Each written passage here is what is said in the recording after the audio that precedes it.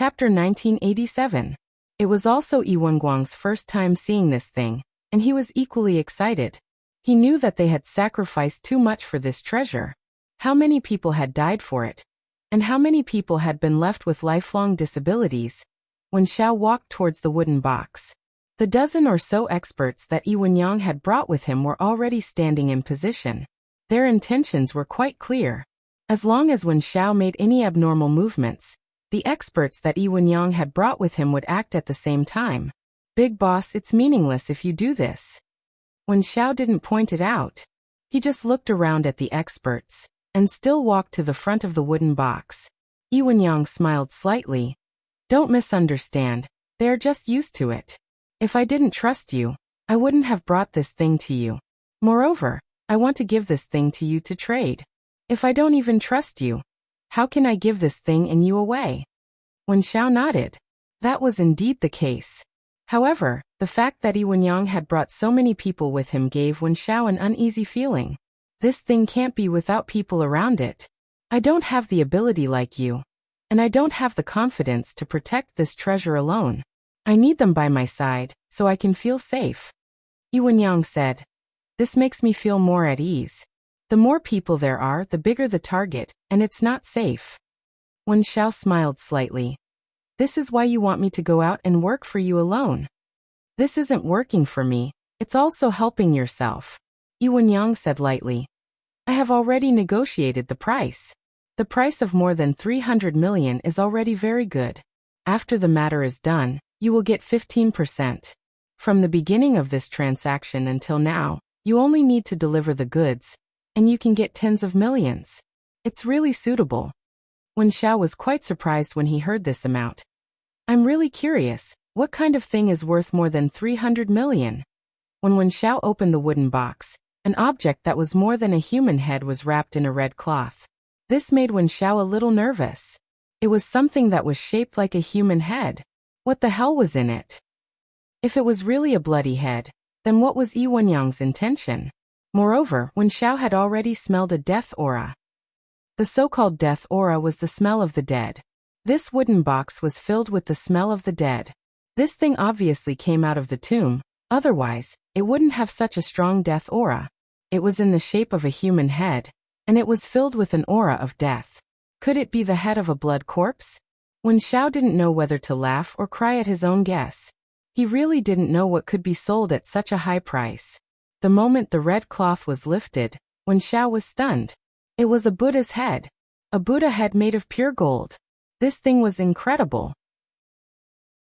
Not to mention the material, even ordinary gold was worth a few hundred per gram. Just this Buddha head made of pure gold was so heavy. Wen Xiao couldn't help but test the weight with his hands. It was at least 150 kilograms, which was more than the weight of a person. It was common knowledge that the density of gold was high. Usually, the gold chain of a tycoon that weighed a few hundred grams would be as thick as a pinky finger. Of course, that was not solid.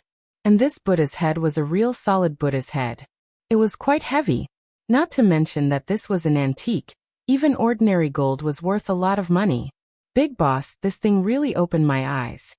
Wen Xiao was really surprised. This kind of surprise came from the bottom of his heart. This thing came out of the ground, right? Brother Wen Xiao, you have good eyesight. You can even see this. Yi Wenyang smiled. For this thing, my people really went through a lot of hardships.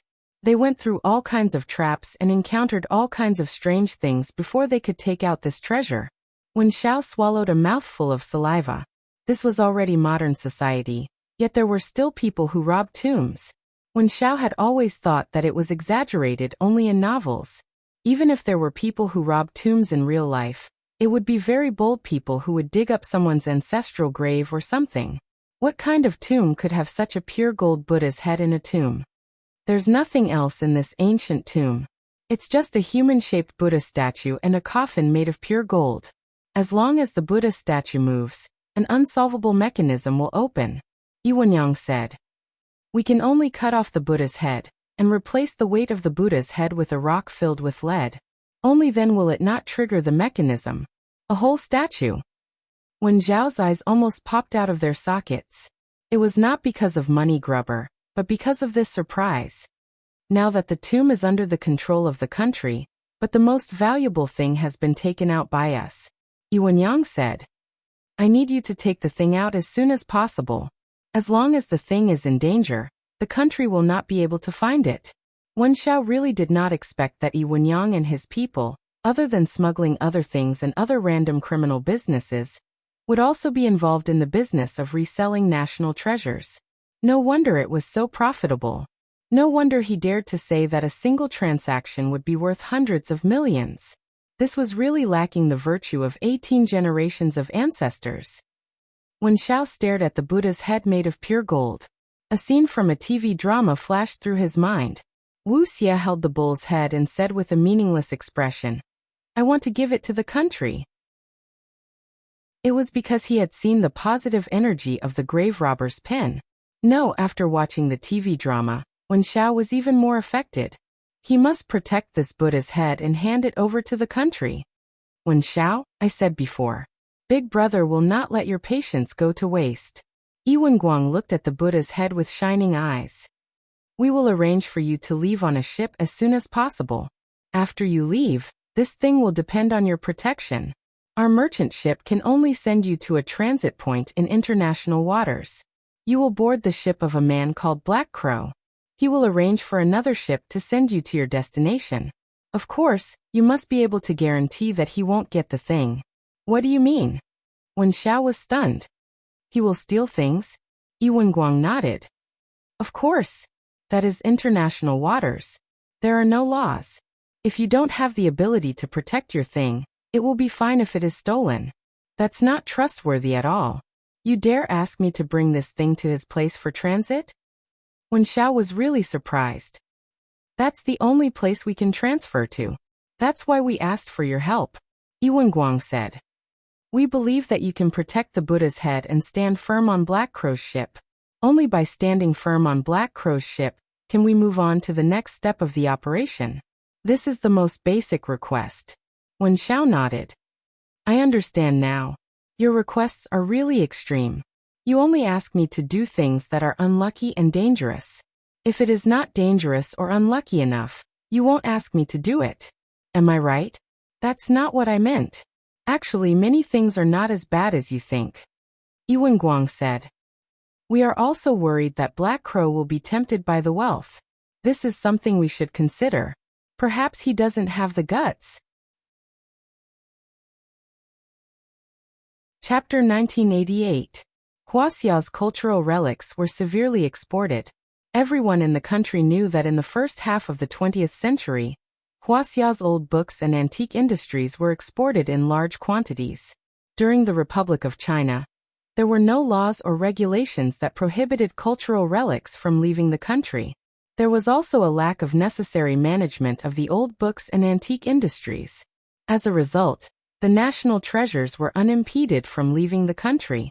Today, there were countless Huaxia's precious cultural relics in museums and private collections in Europe, America, Japan, and other countries. Some were directly taken away during the invasion of Huaxia. Some were taken away in the name of academic research.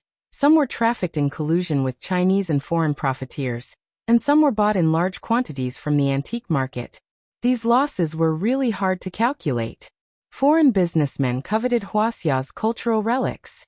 They even opened trading companies in Xinjiang and other places where cultural relics were gathered. They specialized in purchasing Huaxia's cultural relics. Some Huaxia antique merchants also opened antique shops that specialized in foreign businesses. These shocking histories were still vivid in his mind. And today, there were still people doing such business. This really made Wen Xiao very angry. But now was not the time to fall out. He had to endure and continue to endure. Big boss, have you heard of a guy called Yu Bin? Wen Xiao looked at the Buddha head and said faintly, This Buddha head reminds me of such a person. Big antique merchant Yu Bin. Of course I've heard of him. Yi Wenyang smiled slightly. Zhang Gezhuang of Hebei Tong County came from a poor family. In 1910 he was an apprentice in a small antique shop in Xinjiang. In 1917 he started to interact with Wei Wuda, who was the French minister in China. He helped Wei Wuda buy lacquerware, French flowers, and cloisonne. He asked around for information. The Americans love to buy bronze and June-kiln porcelain. The French love to buy French flowers, lacquerware, and cloisonné. The Japanese love to buy ancient jade and Longquan porcelain. The British and Germans loved things with high archaeological value. He remembered all of them. He also paid attention to the newly unearthed items in Huaxia. Wen Xiao was slightly stunned. He did not expect Yi Wenyang to know so much. It was probably because he was proficient in this field. These historical knowledge were really unorthodox. At the end of the Qing dynasty, the East-West Yongbao antique shop bought 7 Northern Wei stone Buddha heads from Shangxi Datong. In the 1920s, Yubin heard that Japanese collectors collected stone carvings and wood carvings. Western archaeologists studied the ancient statues of Huaxia, and Northern Wei stone carvings had high artistic value. Thus, he acted immediately upon hearing the news, and bought the 7 Buddha heads for 400 gold coins. He first sold a Buddha's head to the Yamanaka Chamber of Commerce in Dongying for 800 renminbi. When the foreign antique dealers heard about it, they kept coming to buy it. They kept selling it for more than 10 years. Because Yubin hired a sculptor to duplicate the stone Buddha's head for him. He also copied and imitated the Northern Wei stone carvings and the Song dynasty's wooden carvings. He passed off the fake as the real thing and became rich. Speaking of this, Yi Wenyang sighed with emotion. He's quite a character. He cheated a lot of money from foreigners. Ha ha ha, brother Wen Xiao, don't you think so? But Yubin's stealing and selling of the Dragon Gate Northern Wei's painting of the celestial empresses worshipping Buddha can be considered the worst crime in his life. That's enough, Wen Xiao said expressionlessly. Yi Wenyang sensed that something was wrong with Wen Xiao. This isn't considered evil. Things like cultural relics are money in the eyes of many people. As long as they can be exchanged for money, anything is fine. That's right. Actually, Big Boss and Yubin are the same type of people. Wen Xiao smiled. In order to obtain the Celestial Empress worshipping Buddha portrait, Yubin bribed the local garrison in Luoyang to chisel the Celestial Empress worshipping Buddha portrait into pieces and shipped it back to Yanjing. Then he hired someone to fix the pieces. It's exactly the same as Big Boss cutting off the Buddha's head today. I can't compare to Yubin. He's a legendary antique dealer. Yi Wenyang smiled. Of course, he didn't want to be mentioned in the same breath as Yubin. This was because Yubin was found guilty of the Celestial Empress worshipping Buddha portrait and was sent to prison. He died in prison. Yi Wenyang wouldn't be caught, so he didn't admit that he was the same type of person as Yubin. However, he was the same type of person as Yubin. They were the unscrupulous dealers of the cultural relic world. They were the type of people that all decent antique dealers despised. Wen Xiao thought to himself, I'm more like a legendary antique criminal. Antique dealer? That guy with the surname Yu is worthy of being called an antique dealer? He's simply a disgrace of the cultural relic world. Big Boss, where do you want to transport the Buddha head to? Wen Xiao had been carefully sizing up the Buddha head. This kind of national treasure was cut off just like that. It was really disrespectful and destructive to history. If people like Yi Wenyang weren't caught, it would be a threat to the entire human society. The buyer is a Japanese businessman. He has a strong interest in Huaxia's Buddha head. Yi Wenyang said. You only need to board the ship at Black Crow's transit station and wait. When the time comes, I will inform the other party to pick you up. When Yi Wenyang finished speaking, Yi Wenqing handed a phone to Wen Xiao. Global call. You can keep in touch with us at any time. If there's any situation, inform us immediately. If I'm robbed at the transit station, I'm afraid I won't be able to make the call in time, right? Wen Xiao smiled bitterly. This phone call is meaningless to me. Indeed, this phone call was meaningless to Wen Xiao. It must be monitored. Perhaps even if Wen Xiao didn't make the call, there was something in this phone that could monitor Wen Xiao's behavior. I think it's still necessary for you to bring a communication device that can be used to contact us, Yi Wenyang said. If there's really any chance, we can also help you as much as possible. Wen Xiao smiled slightly. Well, although I really don't believe that you will help me if something happens to me, at least if something happens to me, I can still inform you and let you know that I didn't run away with the thing. Ha ha ha, nothing will happen. Wen Xiao, you just like to joke. Yi Wenguang grinned. With you doing this, We are 100% assured. We 100% believe that you can solve this problem. Wen Xiao nodded. I hope so. However, such an important thing, do I have to spend the night here tonight? Don't let this thing be targeted before it even leaves Huaxia. Big boss, you do things cleanly, right? I don't want to stumble in Huaxia. If I can't even do such a small thing, then I might as well not do this business. Yi Wenyang's mood seemed to be a lot more relaxed. Everything seemed to be under his control. He was only one step away from being able to sell this Buddha's head. Only one step, the last step. Yi Wenyang believed that God was on his side. He believed that he would succeed. His efforts would not be wasted. As long as he had enough courage, he believed that he would become a more powerful and legendary figure than Yu Bin. Even if Huaxia had very clear laws now that stealing and selling national cultural relics was an absolute felony, he was still willing to take the risk because the benefits were too tempting. It could easily reach hundreds of millions. It was much easier to earn than those smuggled cars. Chapter 1989. Wen Xiao got a cell phone. This was the first time he got a cell phone after being targeted by the Jutsai group. Although it was impossible to use it to make calls, he could go online and report the current situation to his superiors. At least he could let them know about his situation. When it was late at night, Wen Xiao took out his cell phone. Just as Wen Xiao took out his cell phone, Yi Wenguang, who was on the bed next to Wen Xiao, said, "What's wrong? You can't sleep, right?" Because of the Buddha's head, the 10 experts stayed in the warehouse, including Yi Wenxing. Only Yi Wenyang left with a bodyguard. He was going to meet the people at the customs. Otherwise, he would be guarding the Buddha's head. They were going to arrange for Wen Xiao to leave with the Buddha's head tomorrow night. Of course, they had to communicate with the customs and the police in advance to prevent any mistakes. Wen Xiao nodded. I definitely can't sleep. You have something worth more than 300 million in your room. Can you sleep? I can't sleep. Yi Wenguang shook his head. But don't worry. Third brother and the others are watching over this thing. Nothing will happen. Whether something happens or not, I can't sleep either. Wen Xiao said, I have a feeling of uncertainty in my heart. I don't have a good impression of the Japanese. In the past, I had some dealings with the Japanese, but the Japanese give me the feeling that they don't keep their promises. How should I put it? They are villains. Yes. Some Japanese are indeed despicable. Yi Wenguang said. Our business partner this time might be despicable too. Everything depends on you. Wen Xiao smiled bitterly. Won't release the goods if I don't see the money? Of course. Yi Wenguang said. The final deal is to hand over the goods with the money. If they don't transfer the money, we can't give them the goods. What if they transfer the money and I don't want to give them the goods? Wen Xiao suddenly asked. Yi Wenguang was stunned. He didn't expect Wen Xiao to say such a thing. If they pay, you don't want to give them the goods? Do you think you can leave Japan alive? Wen Xiao, I don't recommend you do that. It's just a Buddha's head. No matter how expensive it is, it has a price. In the future, we might get a second, a third, or even better things.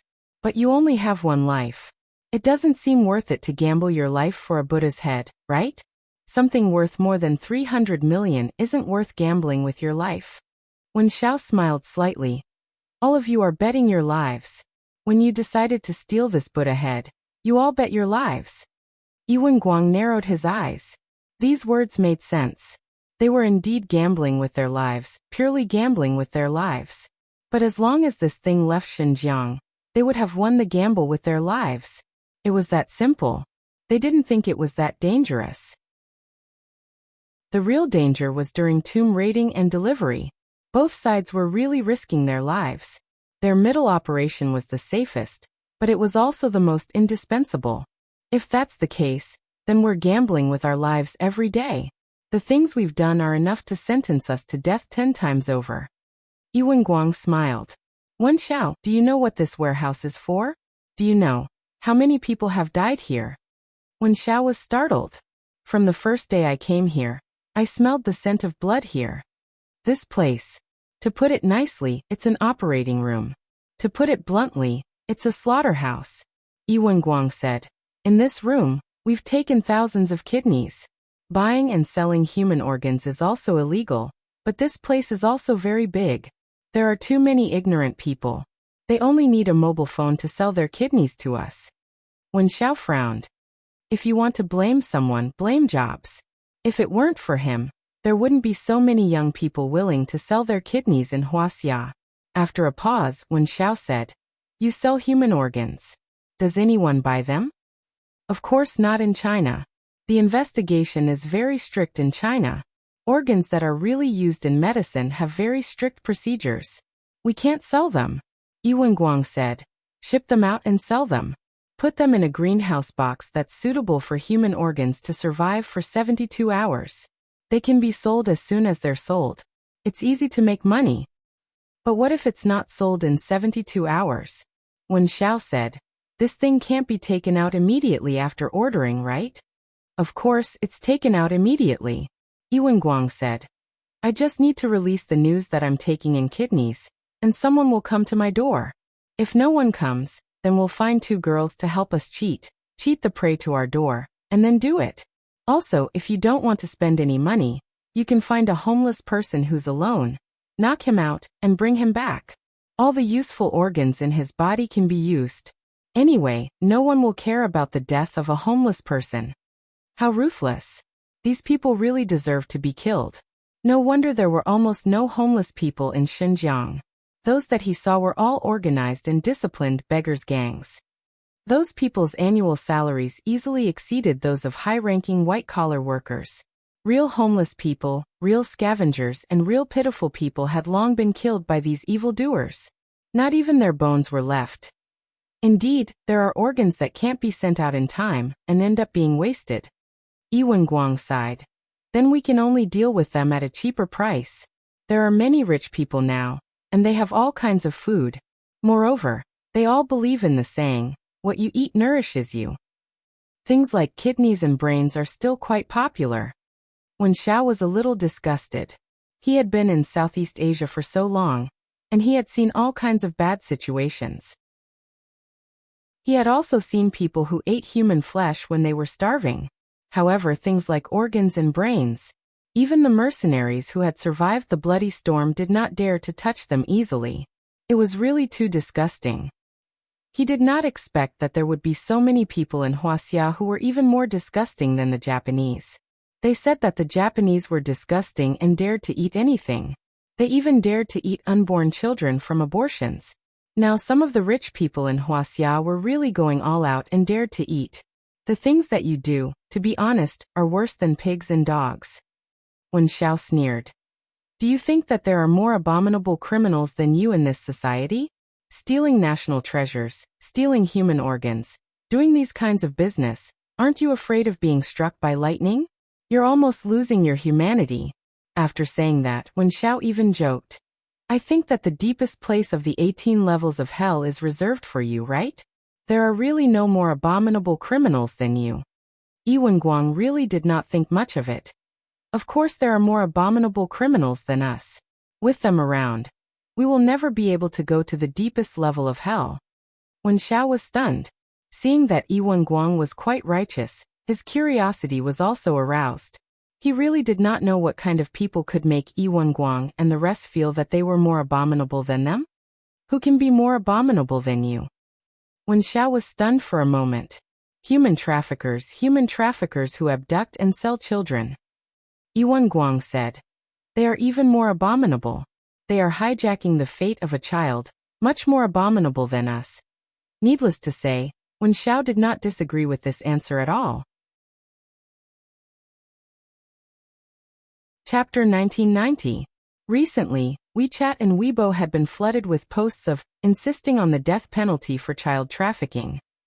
It had almost swept across the internet, and people were discussing this topic all the time. Although this matter might be a marketing method by a certain network to exploit people's psychology, the topic itself was indeed worthy of people's careful consideration. Those criminals who harmed the lives of others were sentenced to death, but why were those who harmed the lives of children not sentenced to death?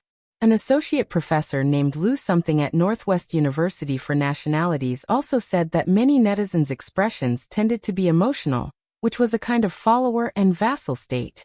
It was the mob phenomenon of mass psychology. When people felt that they could not go against the law, they were more willing to express their dissatisfaction through this kind of catharsis. Follower? Vassal? Why didn't people actively follow and vassal other things? Mob catharsis? Because of this sentence, Wen Xiao did not admit that this guy was a *T professor. Also, those *T experts, if they let the traffickers take away all the children in their families, they would not think that this proposal was unreliable. What did that professor from the University of Political Science and Law say?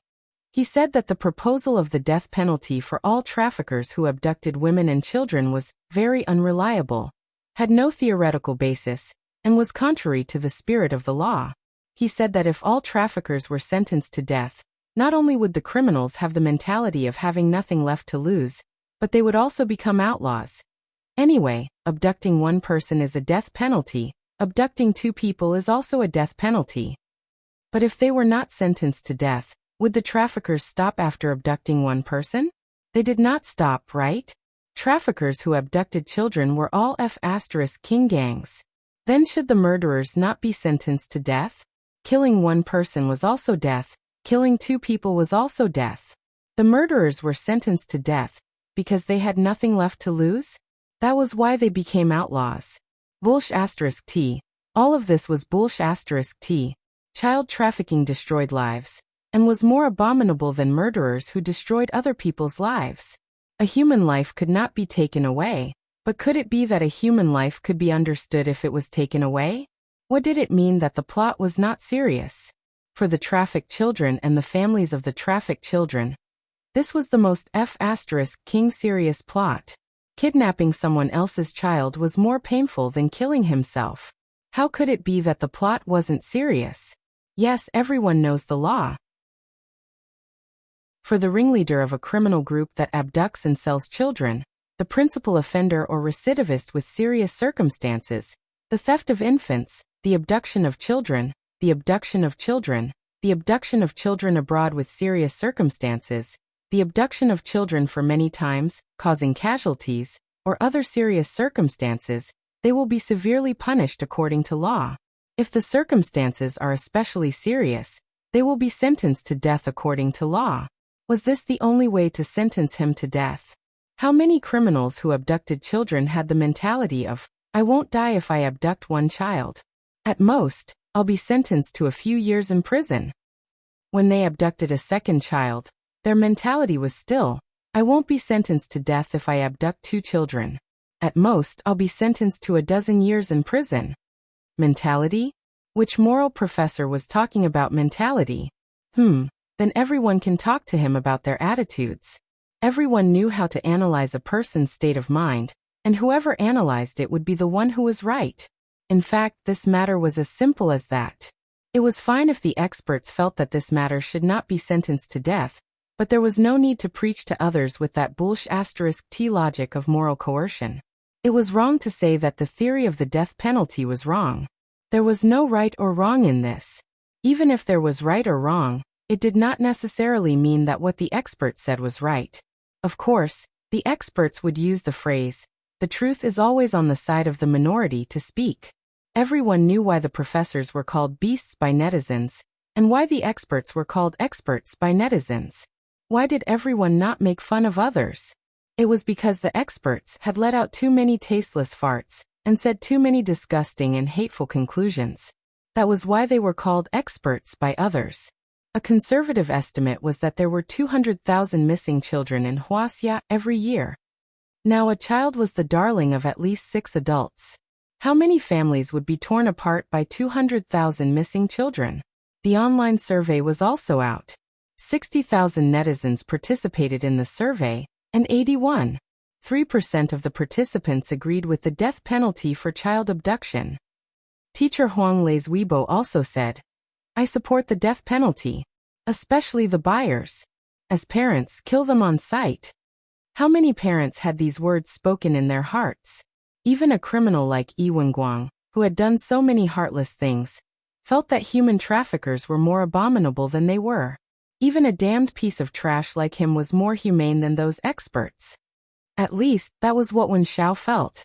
In terms of the heavy punishment rate, the heavy punishment rate for intentional homicide was 82.2%. The heavy punishment rate for kidnapping was 79.33%, and the heavy punishment rate for child abduction was 56.59%. Perhaps some of the experts were starting to say that this was very high. It was even higher than the rape and drug-related underworld gangs. If Su Yin were in front of these experts, he would definitely give them a tight slap and ask them why they were so high. Was there a big difference between child abduction and kidnapping? F***ck. Kidnapping still knew how to ask for a ransom and not kill the child. If the child abductors only sold the child for such a small amount of money, they might as well ask the parents to buy the child back.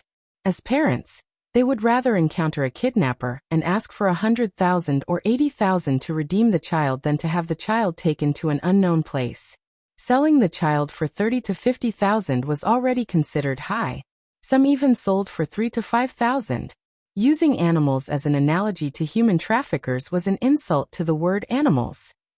Director Chen of the Ministry of Public Security's Anti-Abduction Office had already said that due to the huge harm caused by child abduction, the death penalty should be applied to serious human traffickers in accordance with the law to deter crime.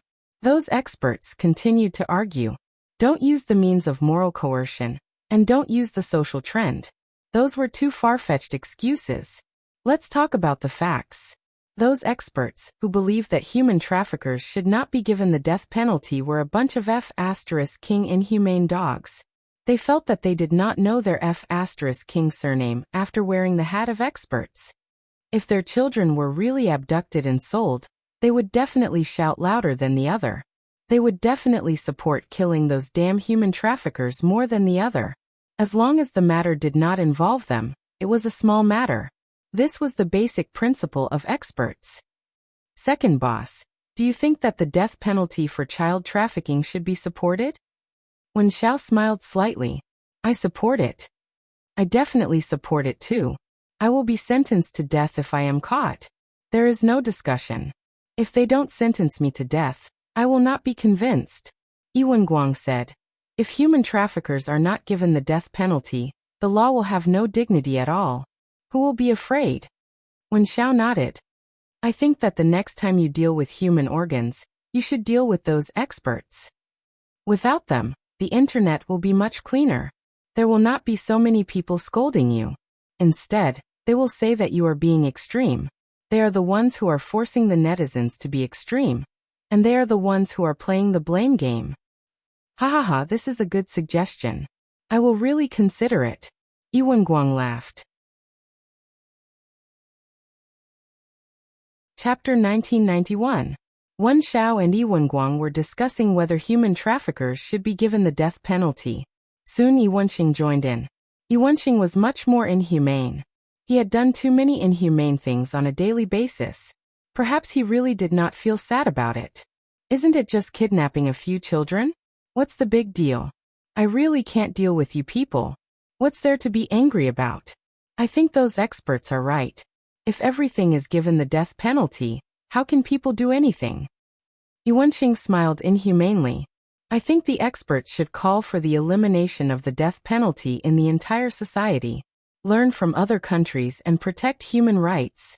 No matter what the crime is, the death penalty should not be given. That's the best.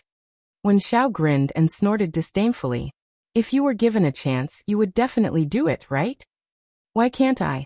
Since the cost of committing a crime is so low, why can't I do it? Yiwenxing said.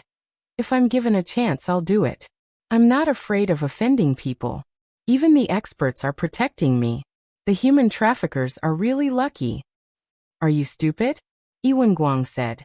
Now that the call for the death penalty is so loud, even if the human traffickers don't die, they won't have a good ending. Yiwenxing said. We don't have a good ending either. I don't know if any experts will speak up for us. The two bosses began to discuss, and the atmosphere in the warehouse became much livelier. It seemed that this topic was not only discussed by ordinary people. Even among the criminals, some of them were extremely disgusted by the people who kidnapped children. The things they did were inhumane enough, but they felt that the people who kidnapped children were even more inhumane than them. Obviously, the problem of human nature did not need to be analyzed by experts. People who kidnapped other people's children were absolutely inhumane. They were not human at all. It would not be an exaggeration to use them for barbecue. However, no one would be willing to try that kind of stinky meat, right? Sometimes human nature can change in the blink of an eye. When Xiao said, "Let's go online and take a look. I don't know if those damn experts have come up with any new ideas." When Wen Xiao said that, everyone's first action was to pull out their phones. In this society dominated by the humble people, mobile phones had become an indispensable thing for people. It was just like how foreigners said Huaxia people. For foreigners, the internet was just a part of life, but for Huaxia people, it was their everything. When Xiao began to nag, "The law is rigid. Since the abduction of children is a crime, we cannot be merciful to any part of it. Being lenient with the briber would lead to the ambiguity of the nature of the bribe, and the loss of the dignity of the law. The biggest consequence of bribing a child would be the loss of both the child and the money. Only when the crime of child trafficking is dealt with by the law can the act of buying children be curbed. If there is no transaction, there is no harm. This saying makes sense. If there is no purchase, there is no sale. In that case, the buyers are the root of the problem. They should be punished even more severely." Yi Wenguang also started to read the news on his phone. Yi Wenxing said disdainfully, "She bought a child and didn't kidnap him. She paid for it and probably wanted to take good care of the child. Is there a need to punish her so harshly? What do you know? This is called legal deterrence. If the crime of buying a child is the death penalty and the whole family is implicated, then you see who would dare to buy a child. If there are people who buy a child, the whole family around them who are afraid of being implicated will also stand up and sue them. That way, the abducted child can be recovered 100%. Although Yi Wenguang's words were extreme, it was really a good idea. Aku and the other bodyguards who were originally quiet were all moved by this topic. They expressed that this matter really needed to be discussed. In fact, some people did not deserve to die, but some people definitely deserve to die. These people who definitely deserve to die should be killed as soon as possible.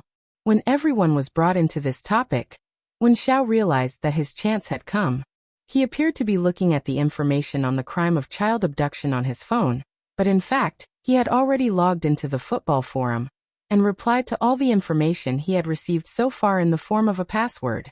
Most people would not be able to understand the series of numbers, but those who knew the password could all clearly see the information that Wen Xiao had given them. This information was too important.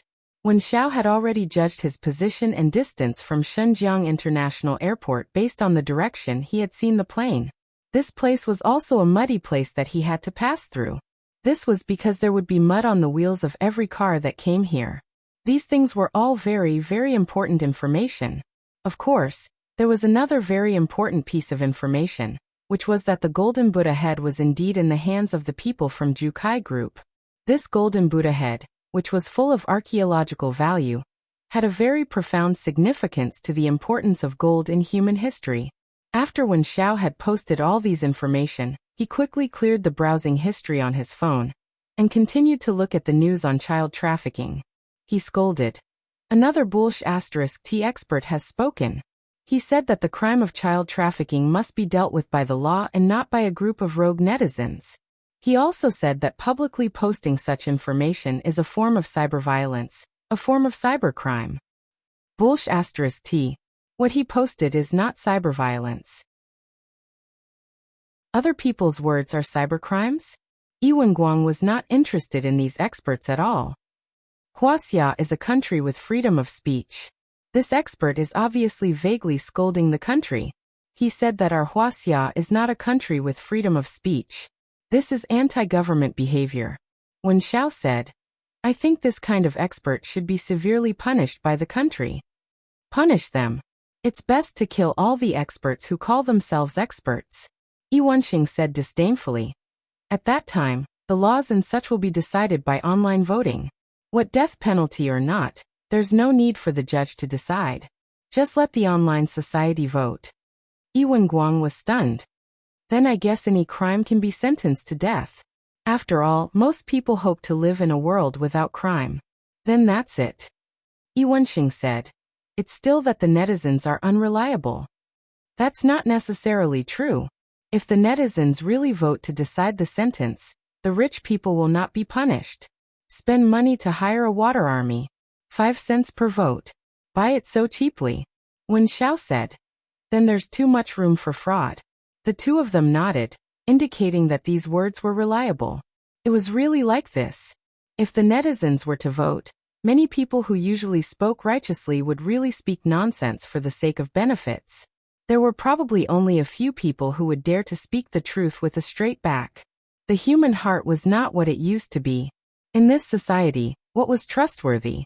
Yi Wenguang and Yi Wenxing, these two people who were usually so cautious, were dragged into the pit by Wen Xiao because of a hot topic on the internet. Wen Xiao had already conveyed all the information, but they were still arguing whether all the human traffickers should be executed directly. Chapter 1992. Su Yin received a call from Wan Guangxiao in the early hours of the morning. Because he had been messing around with Qin Wan for too long, he couldn't control himself and did some things that normal men and women should do when they were alone. Therefore, Su Yin was sleeping soundly. Even when he heard the sound of the phone, he was too lazy to move. Hello. Instead, Qin Wan reached out and picked up the phone on the bedside table. She directly connected the call for Su Yin. Wan Guangxiao was stunned on the other side of the phone. He looked at the number he dialed. There was no mistake. He was sure that he wasn't muddle-headed. Say something. Calling in the middle of the night, and not saying anything. Is there something wrong with your brain? Qin Wan was also very tired after making love. She couldn't even open her eyes. Her tone began to become impatient. Are you a scammer? You really found the right person. I am a police officer. Wan Guangxiao suddenly realized that the girl who answered the phone was probably Qin Wan. It seemed that Su Yin was really good at both. Not bad. Is it Miss Qin? I am looking for Su Yin for an urgent matter. Can you help me get him to answer the phone? Was I recognized? Qin Wan was a lot more awake. She was indeed a little confused. At this time, she also realized that she was answering the phone call from Su Yin. However, she was completely unfamiliar with the voice of the person on the phone. How did the other party know her? With a series of doubts in her heart, Qin Wan kicked Su Yin awake. She directly threw the phone to Su Yin and pointed at it with a nervous face. Su Yin yawned and picked up the phone. Who is it? It's in the middle of the night. Can't you let me sleep? Kid, you must understand that you are going to Xinjiang for a mission, not for a honeymoon, Wan Guangxiao said. Being young is not the capital to indulge in sex. You still need to control yourself. Su Yin heard the voice and became alert. Chief, is there something urgent? Of course. Wan Guangxiao said. I am not mentally weak. Why would I not sleep at this time? I'm here to inform you of Wen Zhao's current situation. You must act immediately. Turn on your phone's GPS and find the place according to Wen Zhao's information. Secretly observe the situation and act according to the situation. Dragon's Fury's brothers will look for you based on your location. You must not be impulsive and expose your identity. Understood. Su Yin nodded. He was completely focused. Since Wen Xiao had transmitted the situation, it meant that the time was ripe. Wan Guangxiao did not hesitate. About 15 kilometers southwest of Xinjiang International Airport, the target building is a warehouse that covers an area of at least 1,500 square meters. The road conditions outside the warehouse are not good. We have to pass through a muddy area. Su Yin quickly recorded all the information that Wan Guangxiao had told him in his mind. Qin Wan, who was beside him, could not sit still anymore. When she heard that there was a task on the other side of the phone, she quickly got up and leaned over to listen. There are now 13 people in the warehouse. They are all experts. You cannot force your way in. After all, it is difficult for 2 fists to fight against 4 hands. You must wait for reinforcements. Wan Guangxiao continued. If reinforcements do not arrive and an unexpected situation occurs, you have the right to make judgments and adjustments at any time. The premise is that your personal safety is guaranteed. Understood. Wan Guangxiao continued. There is a pure gold Buddha's head in the warehouse. It weighs about 150 kilograms. It was stolen from the ancient tomb by the people of the Jutsai group. It is classified as a national first-class cultural relic. You must ensure that this thing is intact. You must not let the other party take away the national treasure. The people of the Jutsai group can only be convicted if they are caught with the stolen goods. You must grasp the opportunity to catch them. Su Yin was very seriously using his brain to record this information. These things were, of course, very important to him. Also, this is only the situation in the warehouse. Whether there are people outside the warehouse is unknown.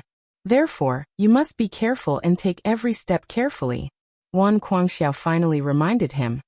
Do not waste all your previous efforts. Remember, be careful. Chief, don't worry. I am not the impulsive Yanlong like before.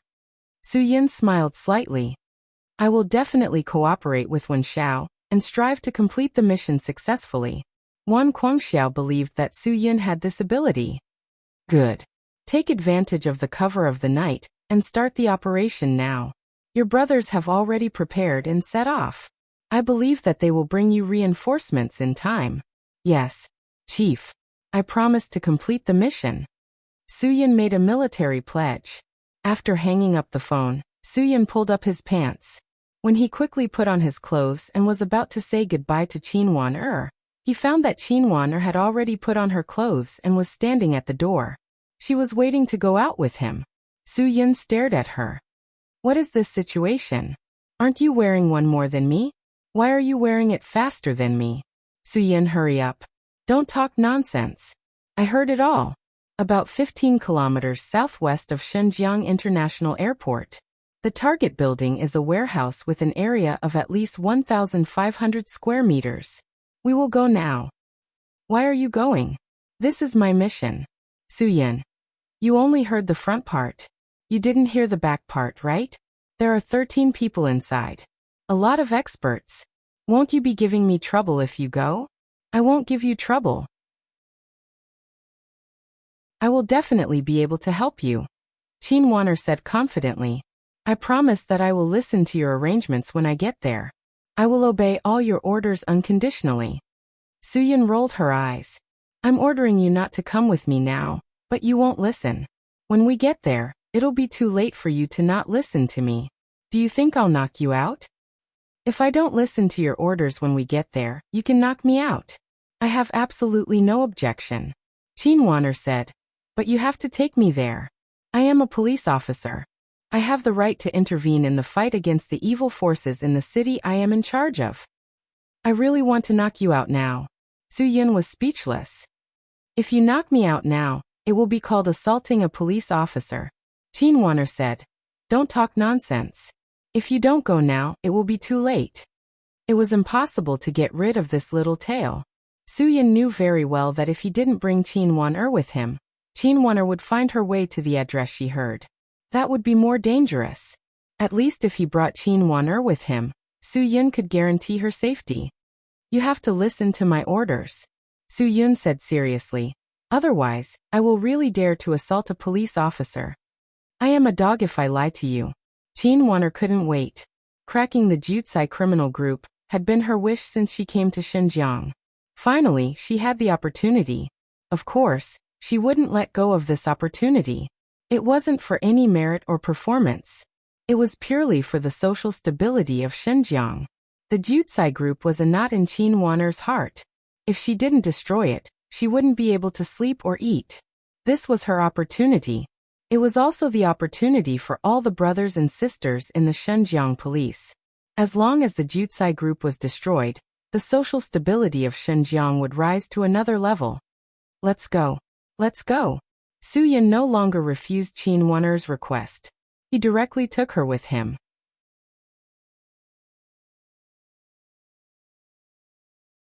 Chapter 1993. According to the address given by Wan Guangxiao and Su Yin's directions, Qin Wan quickly found a remote place 10 kilometers southwest of the international airport. The muddy road made people lose the desire to cross it. Moreover, The muddy road was very long and there were no potholes. It was impossible to judge the depth of the muddy road at a glance. All they could see was a yellow muddy soup. Chinwana looked at the muddy road and quickly stopped. Who knew if the car could come out after driving in? Can the car pass through here? It hasn't rained in Xinjiang for the past few days. The weather is quite dry. How can there be a muddy wetland here for no reason? Su Yun, don't you think it goes against scientific common sense? Chinwana nodded. It did go against scientific common sense. Then what do you think is the situation? Someone deliberately made such a muddy road. Even if passers-by saw it, they would choose to take a detour. No one dares to go through such a muddy area. Su Yun, but I dare say that it is definitely not deep. It is definitely not a problem for the car to pass through. Then let's go. Chinwan-er's temper was still quite impatient. Without saying anything, she was ready to rush through the muddy road. Don't drive the car away. Su Yun, since the other party prepared so carefully, if we drive through this place, their people will definitely notice. And if we drive the car over, the engine will make a sound. It will be difficult to find the place to hide the car. Chinwan-er grinned and said, Then you are going to cross the muddy road later? Are you stupid? Su Yun, find a place to park the car. Why do we have to go through this place when we are walking here? There are so many places without mud. Although cars can't pass through, people can pass through. If you want to cross the muddy road, I don't mind. But don't bring me along. I am a clean freak. Chinwan-er quickly turned around and drove the car away. She found a safe place to hide the car. Then the two of them came to the same place again. After bypassing the muddy area, Su Yun saw a large warehouse not far away. There were many 360-degree infrared night vision explosion-proof monitors hanging outside the warehouse. Each of these monitors was very expensive. Unless this warehouse was very important, what was the point of having these monitors in such a remote and simple place? If there weren't any treasures in this warehouse, then the most expensive thing in this place would probably be this surveillance device. Weren't they afraid that a thief would steal these surveillance cameras? Be careful. Follow behind me and don't act on your own. Those surveillance cameras are all on a 360-degree loop. There are almost no blind spots around the warehouse, Su Yun said. If our identities are exposed, all our previous efforts will be in vain. Chinwan-er nodded. Don't talk so much nonsense. I know when to do what. Didn't your chief say that we are only responsible for keeping watch and waiting for reinforcements? Yo, I really can't tell that you have matured a lot. Su Yun grinned. If it was the old Chinwan-er, he was afraid that she would have gone to catch criminals alone. Time and society could slowly erase a person's edges and corners. Chinwan-er's edges and corners were finally being erased little by little. Be careful when you carry out the mission. Focus. Chinwan-er gave Su Yun a lesson. This is not a spring outing. Don't be so distracted. Fine. You can just lead me. Su Yun didn't know whether to laugh or cry. They had come to this place in the middle of the night, just to seize the opportunity under the night sky. The rest of the task was to hide. There was nothing else they could do. Hiding was to wait for things to take a turn for the better. As long as things took a turn for the better, he would be able to figure out the situation immediately. Now this was Su Yun's main task. As for Chinwan-er, Su Yun really didn't know what she could do, but she wouldn't cause trouble for him. Su Yun looked at the time. He only hoped that the Brothers of Dragon's Fury could arrive at the scene a little earlier. Then it would be easier for him to command the battle. Wang Guangxiao was right. It was difficult for two fists to fight against four hands. There were so many masters on the other side. Even if he was strong, it would be meaningless. Even if he could beat those people, he couldn't control the scene. If he couldn't make the three brothers of Jutsai group catch them red-handed, then this mission would be tantamount to a failure. A failed mission would be meaningless. Su Yun had to use his brain to solve the problem. He had to use the simplest method to solve the most complicated problem. This was to calm his heart. Wonder, we have to keep watching this place. We can't do anything. Can you handle it? Su Yun said. In fact, I can handle this matter alone. You don't have to come to this place with me to suffer. It is completely meaningless. Otherwise, you can go back first. When I really want to arrest them, I will contact you. At that time, we will meet up and attack them from both sides. Qin Wan shook her head. There is no need. Who can I attack from both sides? I can't go to the police station to find help. Who knows who their people are? I will just follow you and solve the situation at the scene. As long as the situation at the scene is solved, everything else will be fine. Then you have to stay here with me. Maybe 8 hours, maybe 10 hours, or maybe 16 hours, or even more. Suyin said, don't eat or drink. I can hold on. Qin Wan said seriously. And you can't go to the toilet. Suyin said again, if I can't hold it in, I can take it out at any time and solve it anywhere. I am afraid you. If you don't eat or drink, how can you have so many toilets to use? Qin Wan stared at him. Her whole face was blushing because of Suyun's words. Suyin, this guy really. Why did he have so much to say? They would face many difficulties when carrying out any mission. So this small matter was nothing. Suyin was relieved and smiled. If you have this awareness, then there will be no problem. Just when the two of them found a relatively safe place to hide, the door of the warehouse was suddenly opened. The lights inside directly drilled out, and a few people walked out together. Suyin and Qin Wan couldn't help but be surprised. It was already so late, and the people inside were still awake? Was Wen Xiao really inside? The few people who came out of the warehouse all walked to the side and stood in a row to relieve themselves. It seemed that they had been holding it in for a long time. Suyin and Qin Wan vaguely heard two people arguing about something like must be shot. These people's awareness was really high. They knew that they would be shot if they committed a crime.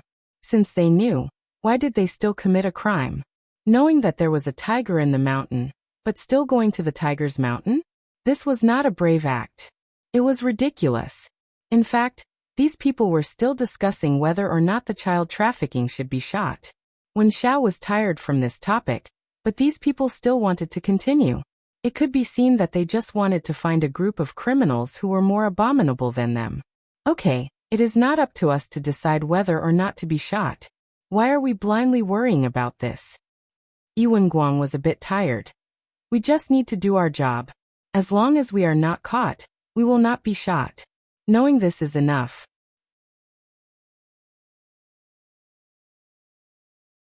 Chapter 1994. After they emptied the water, the door of the warehouse was closed again. Only a trace of light could be seen through the gap between the door and the ground. Suyin had seen the situation in the warehouse. Because there were several cars in the warehouse, he did not see how many people were inside. Did you see Wen Xiao? Qin Wan asked nervously. No. Suyin shook his head. Our angle is not good, but this should be the safest place to hide. Other places are too easy to be exposed. Qin Wan said excitedly, the angle is good. I saw it. I saw it from my position. I saw Wen Xiao. Really? Suyin was stunned. You're not bragging on purpose, are you? Are you jealous? Qin Wan said. What is there to brag about? I saw it. From my angle. I passed through the gap between two cars and saw Wen Xiao sitting on a bed. Suyin opened his mouth. On a bed? Yes, there is a bed in here. Did you not see it? Qin Wan said. There was a bed in the warehouse? Suyin could not believe it, but he trusted Qin Wan's words. Are they planning to settle down in here? Then how many days do we have to stay in this damn place? If there is no movement by tomorrow night, I will leave first to prepare water and food for you. Qin Wan said. You have to keep an eye on this place 24/7. No one knows when they will take action. Suyin nodded. What Qin Wan said made sense. Even if he had to keep an eye on this place for 3 days, 5 days, or a week or a month, he had to keep an eye on it. The action that had started could not be stopped. Wen Xiao was still suffering for his life. Suyin could not be careless. Suyin, you don't regret bringing me here, do you? Qin Wan said proudly. If I did not come with you, you would be in big trouble. Let me tell you. I really have to thank you for taking the initiative to provide logistics support. Suyin smiled. I thought you would keep an eye on them and ask me to prepare food and water for you. Qin Wan snorted. You don't say. If the GPS wasn't set on your phone, But mine, I would have asked you to do the logistics. Do you think I want to run errands for you? I have no choice but to do this. Tsk. What you said is meaningless. Su-yun. Revolution doesn't discriminate between high and low. Work doesn't discriminate between important and unimportant. Neither of us can do without the other. That's more like it. Chin-won nodded and said, let's take turns. There's no point in staring at each other. You should sleep for a while. You should sleep first. How could Su-yun let a woman be on duty while he slept? Just sleep if I tell you to. Chin-won said, you wasted a lot of energy and physical strength tonight. You should have a good rest. In case there is an emergency, you need to do more things. You can do it more reliably than me. After saying this, Chin-won looked a little embarrassed. Su-yun certainly knew what she meant by energy and physical strength. This is mutual. You wasted as much as I wasted. Su-yun did not know how to respond. Although he had done what he needed to do, he still felt a little embarrassed. Chin-won blushed. I basically took it. I didn't take the initiative. I didn't waste so much energy. You must have been tired when you were up there. Chin-won's heartbeat accelerated. Okay, can you not say it so directly? We are still on a mission. Shut up. Go to sleep. Yes, sir. Su-yun quickly shut up.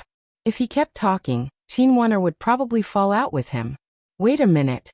Didn't she say that after reaching this place, everything would be under his command? How come it was the other way around?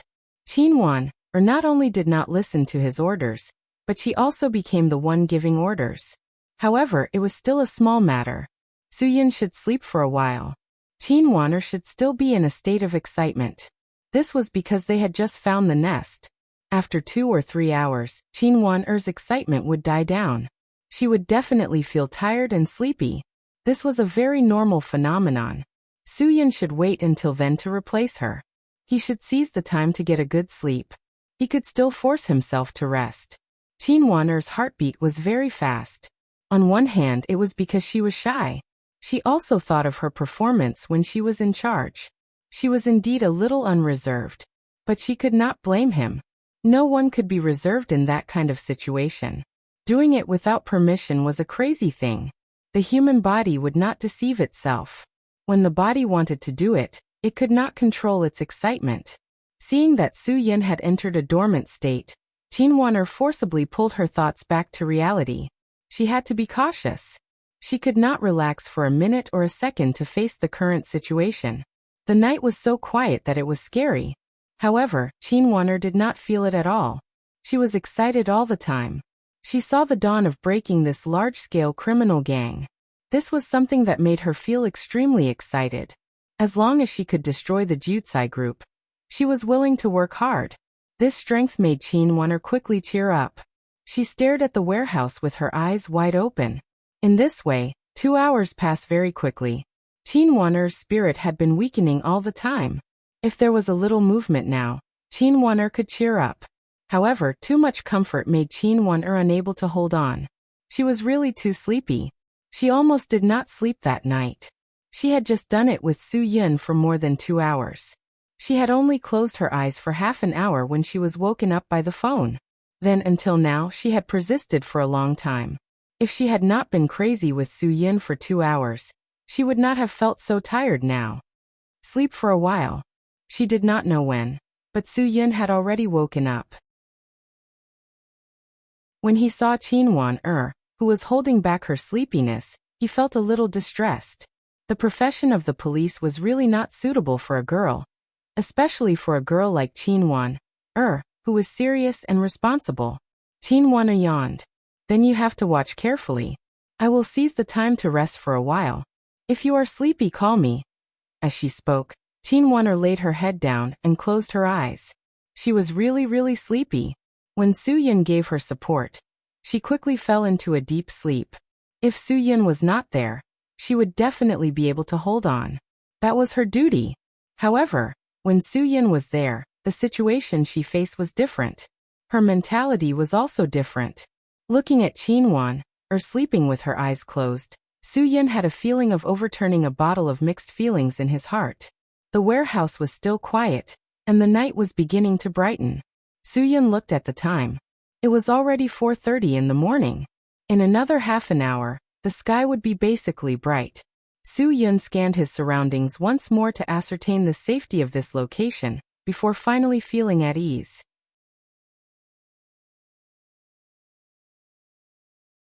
Chapter 1995. When Chin-won opened her eyes, the sky was completely bright. She had slept quite well. When she saw that Soo-yun's eyes were slightly bloodshot, she felt quite apologetic.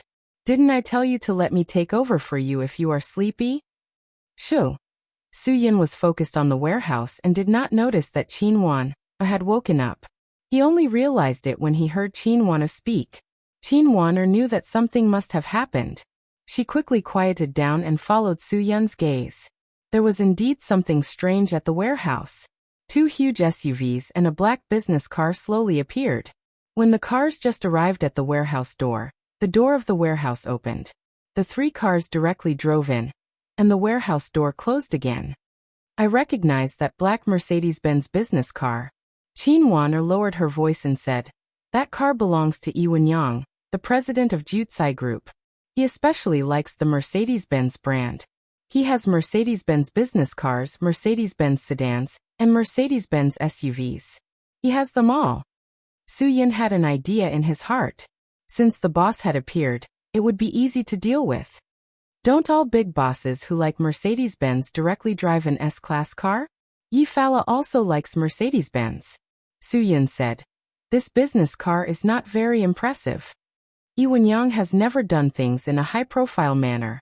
I think he might have taken this car so that fewer people would notice him. Chin-won said, a car that costs less than $1 million is really too low-key for someone of his status. On the streets of Xinjiang, cars of this level are not rare at all. Soo-yun nodded. 3 cars just went in. There were originally 3 or 4 cars in the warehouse. He is going to have a meeting. If even Lee Won-young is there, then Lee Won-gwang and Lee Won-ching must be there too. Chin-won said. Are they going to do something big? No matter what they do today, as long as they leave here, there will definitely be a problem. Soo-yun said. In a while if they move, I will find a way to follow them. You will drive away later. You must not let them notice us. Chin-won nodded. Can you follow? Of course, I have my ways. Soo-yun said. Lee Won-young's possession of a national treasure like the Buddha's head must be a hot potato for him. He will definitely sell it as soon as possible. Now that so many experts have gathered here, my intuition tells me that something is going to happen. Chin-won became nervous. She hadn't been this nervous for a long time. Are they going to make a move today? If you want to ship the goods, you'll have to go by sea. That's the fastest way to reach the safe zone. As long as it's in international waters, it's impossible to get it back. Soo-yun said. If there's something wrong with them, they'll definitely do something at the port today. I'll try to ask my friend at the customs at the port. Maybe I can get some information. Chin-won took out her phone as she spoke. Soo-yun stopped her. It's better not to call anyone who might be in contact with the import and export business of the Jutsai Group. I'm worried that their relationship is not ordinary. The Jutsai Group hasn't let anyone catch any evidence of their crimes for so many years. It shows that they are very cautious and careful. They will be aware of any movement. Chin-won nodded. Soo-yun's words made sense. Any movement could alert the enemy. Let's wait and be patient. Soo-yun said. Chin-won kept her promise. She listened to Soo-yun's words very seriously. The two of them quietly lurked in the same place. Lee Won-young came to the warehouse again, and saw that several people were listless. Lao Er and Lao San also didn't seem to have slept well. Big brother. Lee Won-gwang stepped forward and said, Are we going to ship the goods today? What did you do last night? Lee Won-young frowned. Why are you so listless? We were chatting yesterday. Lee Won-ching yawned. Big brother, do you think that all child traffickers should be sentenced to death? Lee Won-young glared fiercely at Lao San. I don't know if all child traffickers should be sentenced to death, but I know very well that we will definitely be sentenced to death if we are caught. At this time, you still have the mind to care about child traffickers? Care more about yourselves. Yi Wenxing was not in the mood to be scolded. He was too lazy to care about child traffickers. Who knew why they talked about this topic yesterday? Yi Wenguang knew that his big brother hated to be distracted when doing things. He quickly stepped forward and said, "Big brother, we are all ready. When can we ship the goods? Is it today?" Yi Wenyang glanced at Yi Wenguang and knew that he definitely didn't rest well. Fortunately, Wen Zhao's spirit was not bad, so Yi Wenyang was relieved. Wen Zhao's spirit was of course good. After he started the topic yesterday, he did what he needed to do. Then, he plugged his ears and went to sleep. He was too lazy to argue with them about this issue. Was there a need to argue about this issue? Child traffickers should be executed directly. He thought so. Wen Xiao, are you ready? Yi Wenyang did not care about the others. As long as Wen Xiao was ready, everything would be fine. Wen Xiao nodded. Of course I'm ready. I can't wait. I can get the money after the goods are shipped, right? As long as the goods arrive safely, you won't be short of a single cent, Yi Wenyang said. Our ship will send you to the high seas to meet Black Crow. Black Crow will bring you to Dongying to meet the buyer. The buyer can take out so much money. I believe he is a person of status in Dongying. You must be careful. Yi Wenguang also said, Wen Xiao, there is a saying that a strong dragon cannot defeat a snake in its old haunts.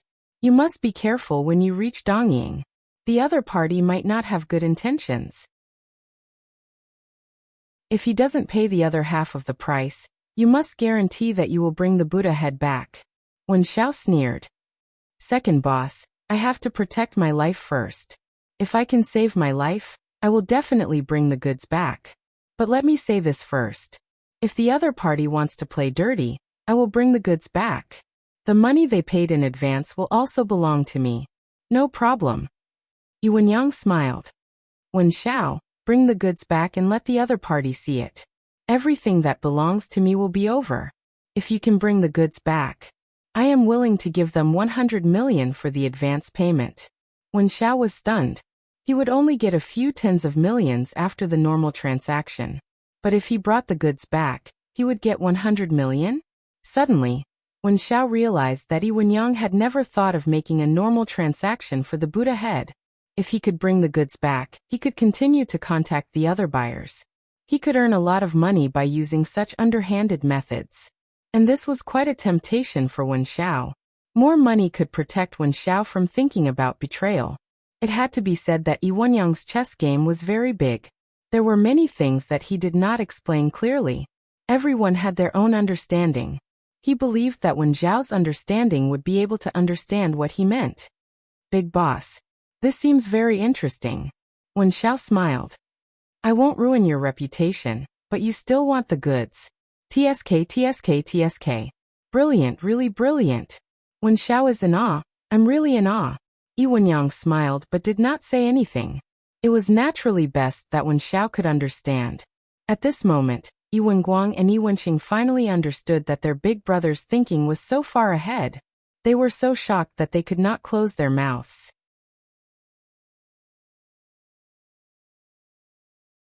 Chapter 1996. Big brother, are we going to do it for real this time? Yi Wenxing began to understand why his elder brother insisted on Wen Xiao doing this. When Wen Xiao had asked for 15% of the profits, he had persuaded his elder brother for the whole night. He had hoped that his elder brother would consider carefully whether Wen Xiao was worth the money. It turned out that Yi Wenyang already had his own ideas at that time. He had never thought of settling this matter through normal means. It was best to let Wen Xiao do this kind of dog-eat-dog thing. Wen Xiao was originally a desperado. For benefits, he could do anything. The buyer had already given them 160 million in advance. Even if the buyer did not transfer the rest of the money, Wen Xiao could bring the item back safely. They could still earn 60 million by giving Wen Xiao 100 million. More importantly, the Buddha's head would still be in their hands. This was equivalent to getting something without risking anything. As long as Wen Xiao was strong enough. Of course, if Wen Xiao could get the buyer to transfer the money and get the item back, they would be willing to pay more. If Yi Wenxing could think of it, Wen Xiao could too. Wen Xiao was silent for a while before speaking. I'll get the buyer to pay the money. Wen Xiao said. You can give me 15% of the 320 million as usual. Yuan Guang was stunned. Wen Xiao was not greedy. Wen Xiao, in that case it'll only be 48 million. That's right. I want my 48 million. Wen Xiao said. Yuan Yang was a little disappointed with Wen Xiao's actions. He did not expect this. Although he could accept this outcome, Wen Xiao might not be able to get the Buddha's head back after the deal.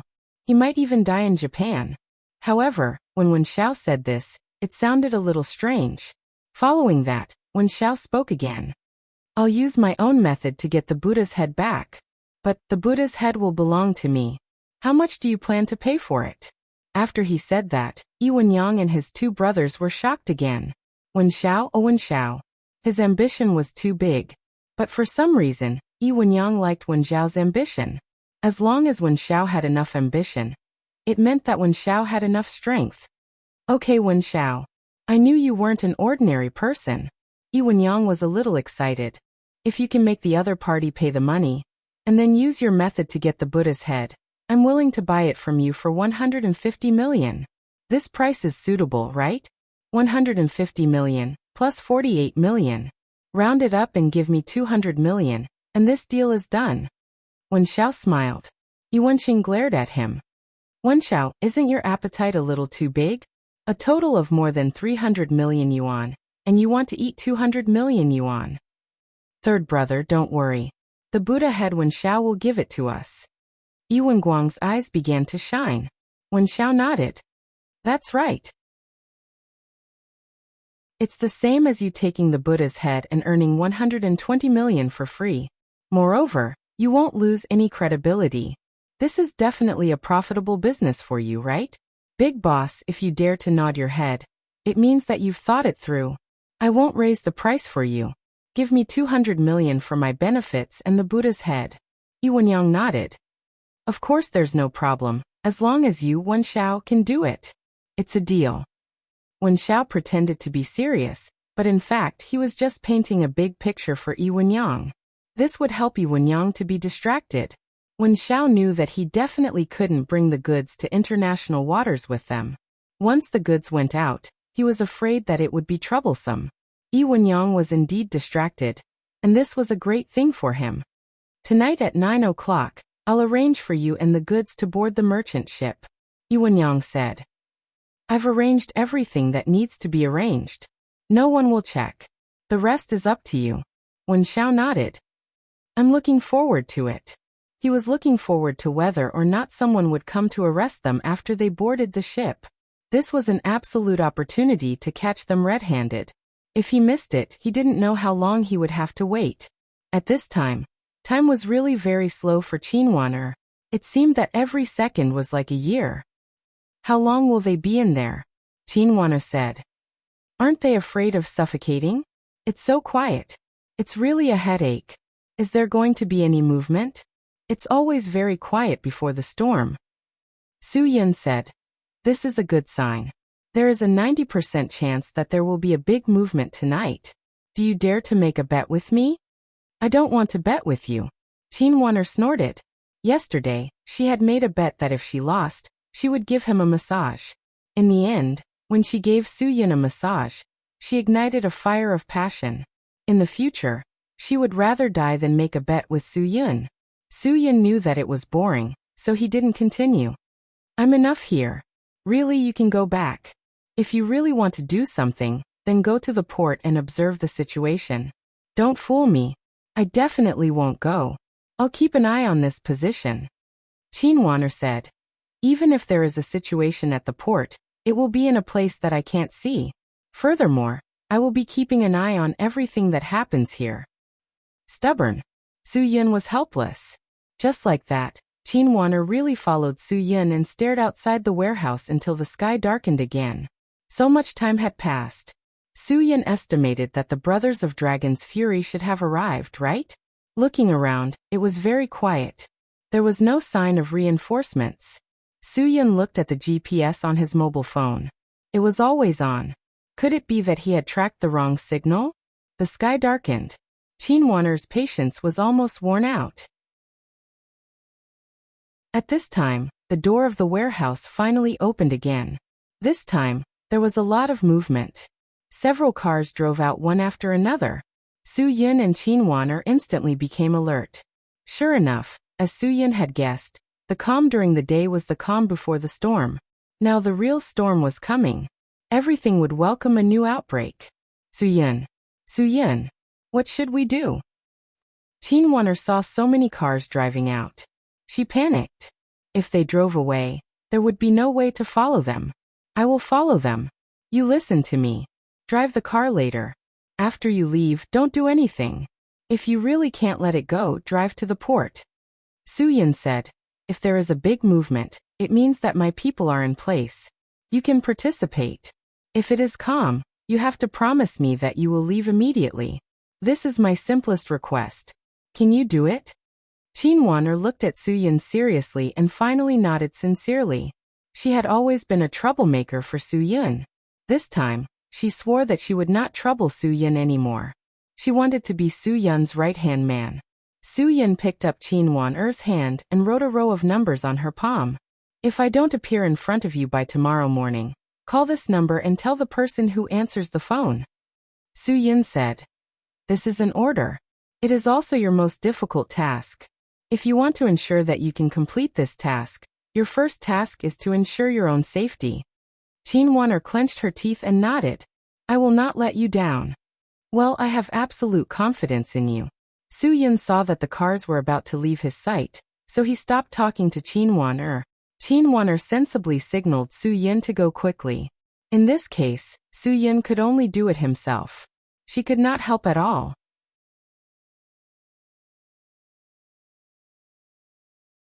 Chapter 1997. If Su Yin wanted to follow them, he had his own way. He knew what the other party would notice.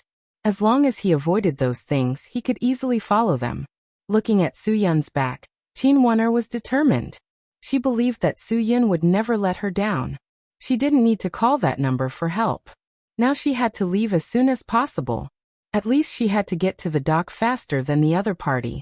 That way, she would have enough time to judge what the other party was going to do. But what Qin Wan didn't expect was that when she carefully came to the hiding place and drove the car on the road, a huge Ford Explorer SUV appeared in front of her. Qin Wan's first reaction was that something was wrong. But when she wanted to turn around and leave, an Audi appeared behind her and blocked her way. The two cars sandwiched Qin Wan in the middle, not giving her any chance to escape. The door of the Ford Explorer opened, and a figure walked out. Qin Wan recognized him at a glance. This person was the third boss of the Jutsai group, Yiwenxing. Yiwenxing looked up and down at the car that was sandwiched by them. He thought, boss is smart. He knows what to do today and is cautious in all aspects. Although they didn't notice any signs of being followed, boss still asked him to wait in the warehouse for a while before leaving to see if they would run into any stalkers. If they ran into any stalkers, his responsibility was to find a chance to kill them directly. So when Yiwenxing left the warehouse, he quickly noticed Qin Wan's shadow running to where the car was hidden. Yiwenxing immediately ordered people to attack her from the front and the back. What are you doing? Qin Wan tried to calm herself down. She locked the door and only left the window open a little. Don't pretend with me. Yiwenxing was an impatient inquirer. You came to this place in the middle of the night. Are you lost? Qin Wan calmly said. Yes, I am indeed lost. If you know, thank you. Help me. I only know how to get to the King of Hell, Yiwenxing said as he walked to Qin Wan's window. When he looked inside, Yiwenxing was really shocked. Oh my god, isn't this the famous Bureau Chief Qin of Xinjiang Police Station? This little beauty actually appeared in front of him. She was someone that their Jutsai group had invited many times, but had not been able to invite out to sit together, chat, and drink together. Qin Wan was still very calm. If you don't know, then please make way. Ha ha ha, after all this time it's actually Chief Qin. I really have eyes but can't see.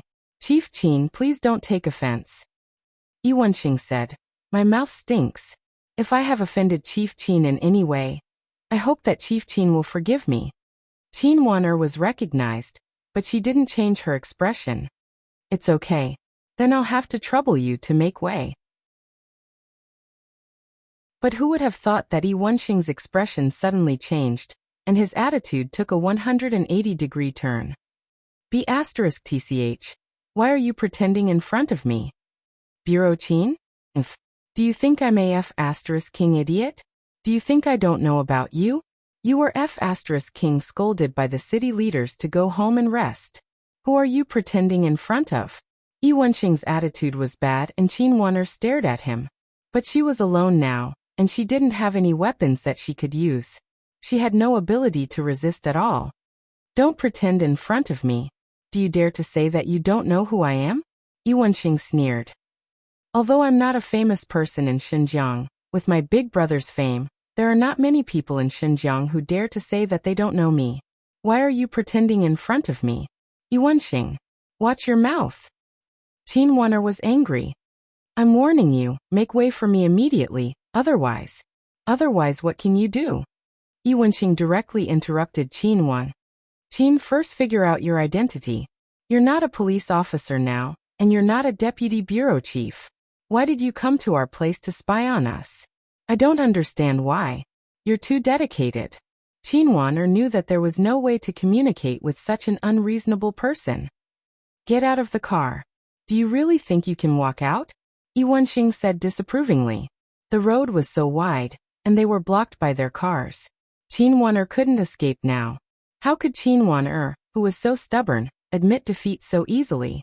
She suddenly changed gears and stepped on the accelerator. The nickname of Golf GTR was not for nothing. The engine roared, and Qin Wan'er actually tried to push the huge Explorer in front of her away. The result was obvious. Although the small steel cannon was powerful, it still couldn't break through the huge Explorer. Qin Wan'er's car lost its front bumper because of the collision, and one of Yi Wenxing's car's headlights was also broken. All men loved cars, no one could deny this. Yi Wenxing had a pained look on his face. Alright, you're quite stubborn. Qin Ju, since you're so uncooperative, then don't blame my people for being impolite. Get her out of the car, and take her away. Before Qin Wan'er was ready to resist, a figure suddenly appeared and broke the glass of the car door with a punch. He reached in and unlocked the door. He directly opened the door and dragged Qin Wan'er out. The whole process was not sloppy at all. Qin Wan'er had no chance to resist at all. After being dragged out of the car, Qin Wan'er had no chance to resist. Her hands were tied quickly, and her eyes were covered with a piece of black cloth. Qin Wan, no matter what, my big brother also appreciated you before, and wanted to make friends with you. So I'll give my big brother face. I won't block your mouth for you. If such a sexy mouth is blocked, it will be quite ugly. Yi Wenxing said, but you also have to give me face and be quiet. Otherwise, I won't be polite anymore. Qin Wan'er's body was trembling. She was angry, nervous, and scared. If you don't speak, I'll take it as a yes. Yi Wenxing said.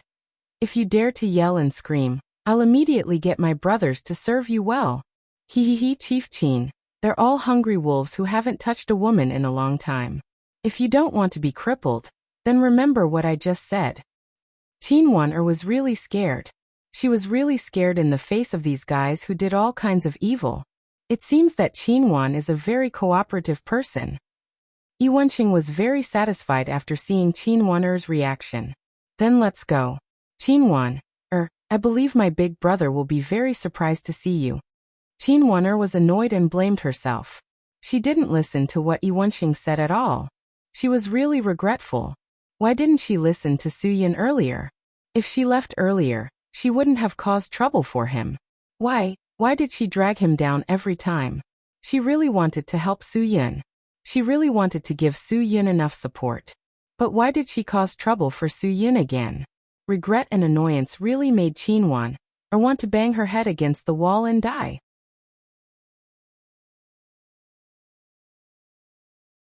Chapter 1998. After Qin Wan was taken to Yi Wenxing's car, the car started. Yi Wenxing ordered his men under the car. You drive her car to the warehouse first, then go to the intersection. We will meet you there. Yes, third boss. After everything was arranged, Yi Wenxing got in the car and sat next to Qin Wan'er.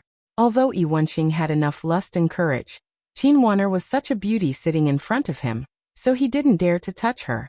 Their big brother had told them many times that he was very optimistic about Qin Waner. He believed that most of the real power of the Xinjiang police would be in the hands of this woman. Therefore, they had to reach a consensus with this woman as much as possible and become good friends. For such a long time, Qin Waner didn't eat anything like rice oil, salt, soy sauce, vinegar, or tea. Yi Wenguang and Yi Wenxing had already lost their patience, but Yi Wenyang was still very patient. He said that they absolutely couldn't offend this woman, and had to endure everything. Therefore, under such a long-term indoctrination, even if Yi Wenxing caught Qin Waner, he wouldn't dare to do anything to her. Bureau Chief Qin, my big brother has always admired you and has always praised you, Yi Wenxing said casually. We have invited you many times and arranged for people to send you all kinds of things. You are really determined. Do you know once we gave you a jade Maitreya Buddha ornament that was worth more than 4 million yuan? Even in Xinjiang, there are many places where you can buy a house. I am not ashamed to be with people like you. Qin Waner's answer was still firm. Yi Wenxing clapped his hands. Yes, you are not ashamed to be with people like us, but many of your colleagues like to be with us. Bureau Chief Qin, one person can't change anything. A wise man submits to circumstances. In the entire Xinjiang police, there are 2 big weirdos. One is you, and the other is Xiao Zheng of the special police team. After a pause, Yi Wenxing continued.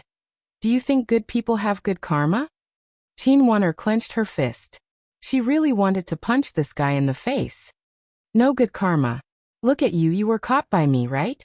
Look at that Xiao Zheng, he was actually captured by his own people. He is even more wronged. Yi Wenxing laughed. This is the principle of good people don't live long, scourges live for 1,000 years. Bah! This was the only response Qin Waner could give Yi Wenxing. Yi Wenxing didn't care. Chief Qin, what exactly do you know?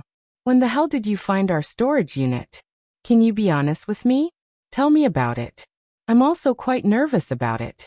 If you tell me, I might be able to relax a little. Why should I cooperate with you? Qin Waner said disdainfully. Because you're in my hands. I can do whatever I want to you. Yi Wenxing said. I'm still holding back now because I'm giving my brother some face. If Chief Qin doesn't cooperate at all, I won't care so much. I also admire Chief Qin's beauty very much. Qin Waner gritted her teeth and said, Rogue. You're right. Didn't the police always want to find evidence of our Jutsai group's crimes? Yi Wenxing said, I'm a rogue and a big rogue. Chief Qin, don't you not believe me? I've played with hundreds, if not thousands of women. I really don't know what it means to have tender feelings for the fairer sex. Qin Waner was already trembling. She really had no way to deal with this kind of rogue. She couldn't indulge him, nor could she confront him. She had no way to deal with him at all. You're looking for Wen Xiao. Yi Wenxing sneered. Chief Qin, I won't hide it from you. I can tell you this matter clearly. If you want to know any of our secrets, I can tell you. But after knowing our secrets, there are only 2 paths for people to choose. Qin Waner shook her head. I don't know any of your secrets, and I don't want to know. Don't. If you don't want to know, I'll tell you. Yi Wenxing said. Wen Xiao is in our hands. He didn't escape at all. The evidence that Wen Xiao escaped from Xinjiang was all fake. It was all fake arranged by my brother. Wen Xiao has always been in Xinjiang. He's in our hands. Qin Waner looked at Yi Wenxing with a face of disgust. Although she already knew these things, Yi Wenxing was forcing her to tell. Obviously, he had a sinister intention. Chief Qin, now you know everything. You and we are grasshoppers on the same line. Yi Wenxing said. Only if you cooperate with us can we be friends and play together. If you don't cooperate with us, I believe you know the consequences. I can't cooperate with you. Don't even think about it. Dream on. Qin Waner rejected Yi Wenxing directly.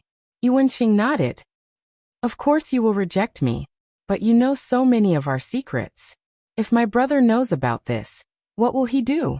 Will he indulge you? Maybe he will choose to reward you to me. Chief Qin, you're so good. I won't take you for myself.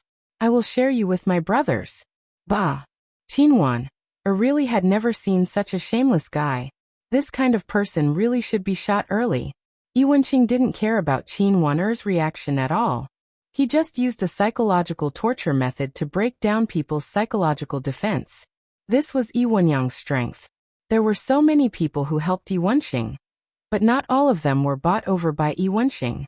There were also many people whose psychological defense was broken by Yi Wenxing, so they had to do things for him. Chief Qin, are you very curious why we know all the police's actions like the back of our hand? Yi Wenxing continued to break down Qin Wen'er's psychological defense. I can show you a list. It's saved in my mobile phone. These people are all our people. How can we be found by the police? As he said this, Yi Wenxing really took out his mobile phone and quickly found a phone list in the memo. When Yi Wenxing put the mobile phone in front of Qin Wen'er, she was really shocked, because the first name on the list was Zhang Guoping. She thought that he was the most diligent old scalper in the police station, Chief Zhang. There were more names below that surprised Qin Wen'er. They were from the Criminal Investigation Department, the Technical Investigation Department, the Human Resources Department. Almost all the departments in the police station had people on the list. The names on the list were all low-key guys. Normally, they wouldn't attract attention at all. Qin Wen'er was shocked, completely shocked. Her heart couldn't calm down for a long time. She knew that all this was very likely to be the reality. How about it, Chief Qin? Do you still think it's necessary for you to fight with us? Yi Wenxing said. I can say clearly that the people who have seen this list are either dead or added to this list. It's that simple. Qin Wen'er's brain was buzzing. She didn't hear what Yi Wenxing said next. Do you still remember Wei Kuren from the Criminal Investigation Department, who said last year that he committed suicide because of work pressure? He didn't commit suicide because he saw our list, but he didn't want to join it. So we helped him commit suicide. It's a pity that his 28-year-old wife became our brother's plaything. It's a pity that his 1-year-old child didn't have a father when he was young.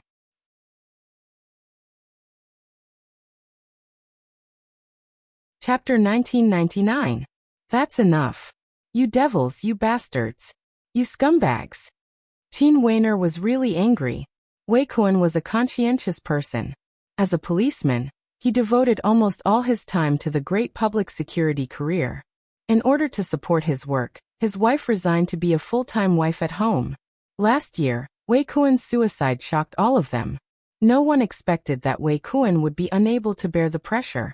At that time, Qin Wen'er thought it was impossible. Wei Kuan's ability to resist pressure was very high in the bureau. How could he commit suicide because of pressure? But all the evidence showed that he committed suicide, and there was no possibility of murder. Hey, it's not easy for Wei Kuan. We only need to control his wife and son. It's just a matter of words to make him jump off a building.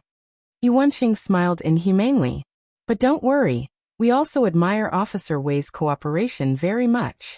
In order to show our care for him, I found a job for his wife as a technician at the No. 1 Heavenly Palace Sauna Center. Fortunately, Mrs. Wei is very good-looking. Now many customers also like the young woman type. She can have 3 to 5 customers visiting her every day, and there are often customers who book her for the night. Are you done? Qin Wen'er's eyes were full of anger. If she had a gun now, she would really kill this bastard on the spot. Yi Wenxing shrugged his shoulders. Director Qin, I'm much more noble than you. What did you do after Wei Kuan died? Just a donation of 35,000 yuan. Can you support his wife and son for a lifetime? Only Qin Wen'er knew how painful it was at the moment. That kind of pain was really unbearable for her. The psychological and spiritual torture was more unbearable for Qin Wen'er than any other torture. She didn't dare to think about the life Wei Kuan's wife and child were enduring now. The job I found for her is definitely a high-paying one in Xinjiang. It's enough for her to support her child, and it's enough for Wei Kuan's parents. Yi Wenxing knew that Qin Wen'er's psychological defense was about to collapse. And I also take good care of her. If she doesn't have guests one day, I will pay and take my brothers to visit her. I won't let her have no income. Scum. You don't deserve to be a human. Qin Wen'er's heart felt like it was being tightly clenched in a fist. That kind of suffocating feeling was completely abnormal. I will definitely catch you with my own hands. Definitely. Qin Ju, you are really confident. Yi Wenxing snorted. You want to catch me? Why don't you take a look at who is the one who has captured who? Qinwan gritted her teeth and said, God is watching what people do. You are so inhumane. God will not let you go. Heavens? The heavens are nothing. Yi Wenqing opened his mouth and cursed. He pointed at the skylight above his head and said, God, if you have the ability, strike me with lightning right now. As soon as Yi Wenqing's voice fell, a flash of lightning lit up the sky, followed by the roar of thunder. Wasn't this a little too timely? Yi Wenqing was a little stunned. He swallowed a mouthful of saliva and cursed in his heart. Could it be that he really wanted to kill me? After the thunderclap, bean-sized raindrops began to pour down. Qinwan had been in Xinjiang for so long, but this was the first time she encountered such heavy rain. She really didn't know if God wanted to strike Yi Wenqing to death because he didn't aim properly, or if God wanted to deliberately cause trouble for Su Yun. A few more flashes of lightning lit up the night sky of Xinjiang. Yi Wenqing's face revealed a smile. Qinju, did you see that? Even if I lent 3 guts to God, he still wouldn't dare to strike me to death. Ha ha ha ha. Yi Wenqing, good will be rewarded with good, evil will be punished with evil. It's not that there won't be any punishment, it's just that the time hasn't come yet. Qinwan's psychological defense had basically collapsed. Even God didn't strike this bastard to death on the spot. She was really disappointed. Yi Wenqing proudly shrugged his shoulders. The time hasn't come yet? Then, when I send you to Heavenly Palace number 1 as a technician, will the time come? Shameless. Qinwan was really strong. If it were other girls, they probably wouldn't be able to hold on much longer. Yi Wenqing's seemingly normal conversation was actually a very cruel psychological torture method. This was something Yi Wenyang learned from a psychological master overseas. After he came back, he taught it to the 2 brothers. This psychological torture method could make the person's inner world suffer unbearable pain. This kind of pain was far beyond physical pain. It could be said that Qinwan's heart was bleeding. Yi Wenqing gave her a thumbs up. Qinju is indeed Qinju. You're also worthy of being the person that my big brother admires. Even now you haven't collapsed. I admire you. I really admire you. However, I still don't believe that you can withstand my big brother's test. I don't know what to do with you. You can relax. Qinwan's heavy heart couldn't be relaxed just because he said so. Her heart was already burning with anger bit by bit. Su Yun was caught off guard by the torrential rain that followed the thunder. Seeing that they were about to reach the port, the rainstorm made Su Yun drenched like a drowned rat. Su Yun looked up and stared. God of thunder and God of rain, Motherf *Ker. Why don't you take a look at the situation and come out to cause trouble? Can't you wait until I deal with the group of bastards from Jutsai group before it rains? Fortunately, they quickly entered the port. Su Yun also found a place to shelter from the rain. However, the rainstorm made the dark night even more unscrupulous and blinded Su Yun's eyes. In the case of a long distance, Su Yun could barely see how many people got out of the cars. The difficulty of the task was quite high. Su Yun's mood was as cold as the icy rain slapping his face. He would rather be drenched in the rain for an entire year than to see today's torrential rain spoil their mission. Vaguely, Su Yun saw several bodyguards holding umbrellas. The ones who came out later were probably Yi Wenyang and Yi Wenguang. Of course, there was another person who should be Wen Xiao. Although Wen Xiao didn't mix in for a long time, his status was different. He was definitely at the boss level. To use an appropriate analogy, Wen Xiao was equivalent to a technology investor. He didn't need to pay a single cent.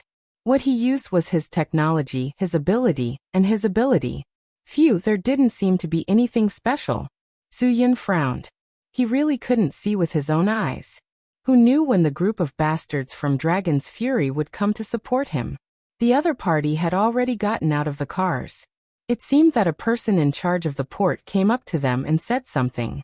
A group of people stood in the rainstorm and talked in detail. Su Yun took advantage of this opportunity and finally recognized Wen Xiao's figure in the rainstorm. Wen Xiao was carrying a square wooden box in his hand. Su Yun was slightly startled. His intuition told him that the thing in the wooden box was definitely the Buddha's head. Phew. Su Yun took a deep breath again. Today was going to be interesting. He had to catch them all in one fell swoop.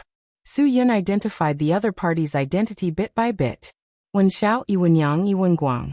Wait a minute. Why were there only 3 people under the umbrella? As the third boss, Yi Wenqing couldn't be a bodyguard holding an umbrella for others, right? Su Yun suddenly frowned. Not good. Not good.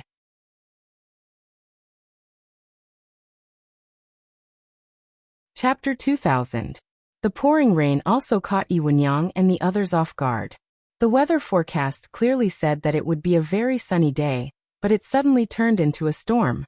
This kind of weather was obviously not suitable for going out to sea. The port had regulations. Under such heavy rain, no ship could leave the port. As a sailor, they knew very well that going out to sea in this kind of situation was very troublesome. Although it couldn't be said that the weather at sea was the same, the weather at sea was often worse than on land, not better. Therefore, no one would choose to go out to sea in this kind of situation. Yi Wenyang wanted to communicate this problem. He needed to set off on time because this was the safest time. Even if there was a storm, he still wanted to get the ship out. After knowing Yi Wenyang's thoughts, Wen Xiao was the first to stand up. Big boss, even if you don't care about my life, you should consider the goods, right? If such a valuable thing sank into the sea, it would be really difficult to get it. Wen Xiao, you have to believe me. This kind of weather is only temporary, Yi Wenyang said. I believe that after the ship leaves, the weather will soon pass. We must do things quickly. We can't delay. Wen Xiao nodded. Well, even if I'm willing to bet my life for you, what can we do if the staff doesn't let us go? I will find a way to communicate, Yi Wenyang said.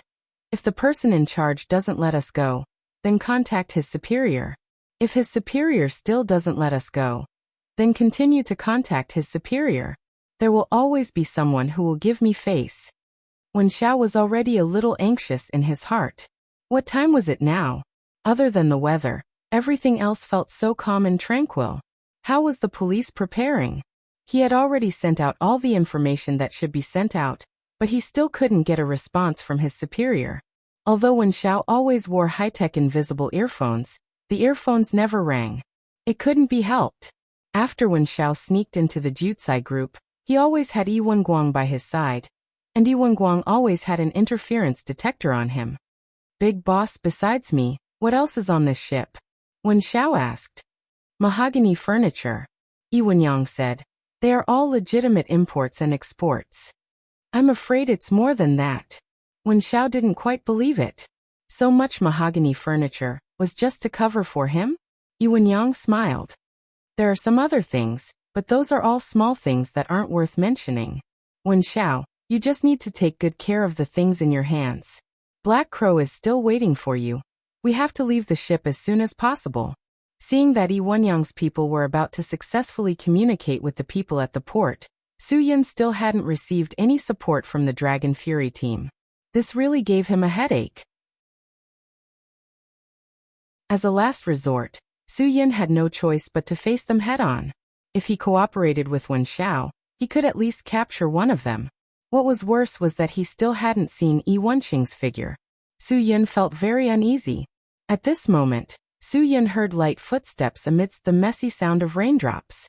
He quickly turned around and saw a figure appear. Although it was just a flash of a figure, Su Yun was still able to recognize that it was Hua Leitang. Hua Leitang's arrival meant that his brothers had arrived as well. Su Yun finally let out a sigh of relief. After confirming Su Yun's identity, Hua Leitang quickly came to Su Yun's side. Boss, the brothers are in position. Time is of the essence. I've already arranged for Qianfeng and Hua Xiaolu to bring people to infiltrate the ship. I told them to quickly take control of the captain's team. Han Zhan and Gong Sunlung have already brought people to lie in ambush on both sides of the ship, waiting for orders. F***CK. They've already made such thorough preparations. What are we waiting for? Capture them.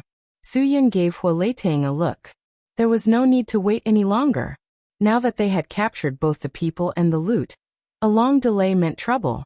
If they waited any longer and realized that something was wrong, everything would be too late. After receiving Su Yun's signal, Hua Leitang immediately gave orders to everyone through the handheld terminal. I've already contacted the boss. Everyone get ready to move. 5, 4, 3, 2, 1. Move out.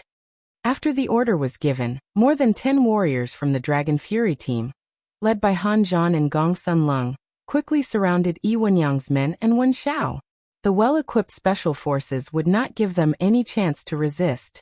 When Yi Wenguang's personal bodyguard, Aku, was about to make a move, Han Zhan directly shot him in the knee. Don't move. The National Special Operations Team. If any of you make any moves, we have the right to shoot you dead. Han Zhan's warning, and the sound of Aku falling to the ground seemed to have warned everyone. The entire scene became abnormally quiet. Qian Feng and Hua Xiaolu, who were leading the operation on the merchant ship, quickly took control of the entire ship's crew. Facing the black muzzles of guns, no one dared to make a move. Hands on your heads. Get off the ship immediately. Qian Feng ordered sternly. Only by getting these guys off the ship quickly could they prevent anyone from trying to take the opportunity to force the ship out of the port. They had to nip any possible changes in the bud. This sudden scene really did not occur to Yi Wenyang. He did not think of all this because he had never suspected Wen Xiao from the beginning. Big boss. What's going on? Wen Xiao's voice was a little bitter. I'm really going to be in big trouble because of you. Yi Wenyang's brain was spinning rapidly. He could not understand what was going on. If it was a police operation, he would definitely know. Even if it was just a trace of abnormality, someone would inform him. Could it be that these National Special Operations Team people had no contact with the Xinjiang police? But how did these people follow him? How did they know that he was going to make a move tonight? All his actions were last-minute decisions. Only he and the people around him knew. These people had followed him through life and death. It was impossible for anyone to betray him, because if they betrayed him, they would also be arrested. Everyone had committed a great crime. No one would be forgiven. Wait a minute. There was one person. There was only one person who had not gone through life and death with him. That's right, it was Wen Xiao. Wen Xiao was the only person who did not have a life and death relationship with Yi Wenyang. He was also the only outsider who knew them. But Wen Xiao was a fugitive. An S-level fugitive. It was even more impossible for him to harm himself. Yi Wenyang was on the verge of breaking down. He could not think of any loopholes. He did not know when he had been targeted. If this information was known by outsiders, there was only one possibility. He was a spy. But none of these people could be spies. That was impossible. Yi Wenyang's confidence had never been challenged so greatly. Why? Who was it? Who betrayed me? Yi Wenyang looked at everyone around him. Everyone's face made him feel suspicious. It was as if all of them could have betrayed him.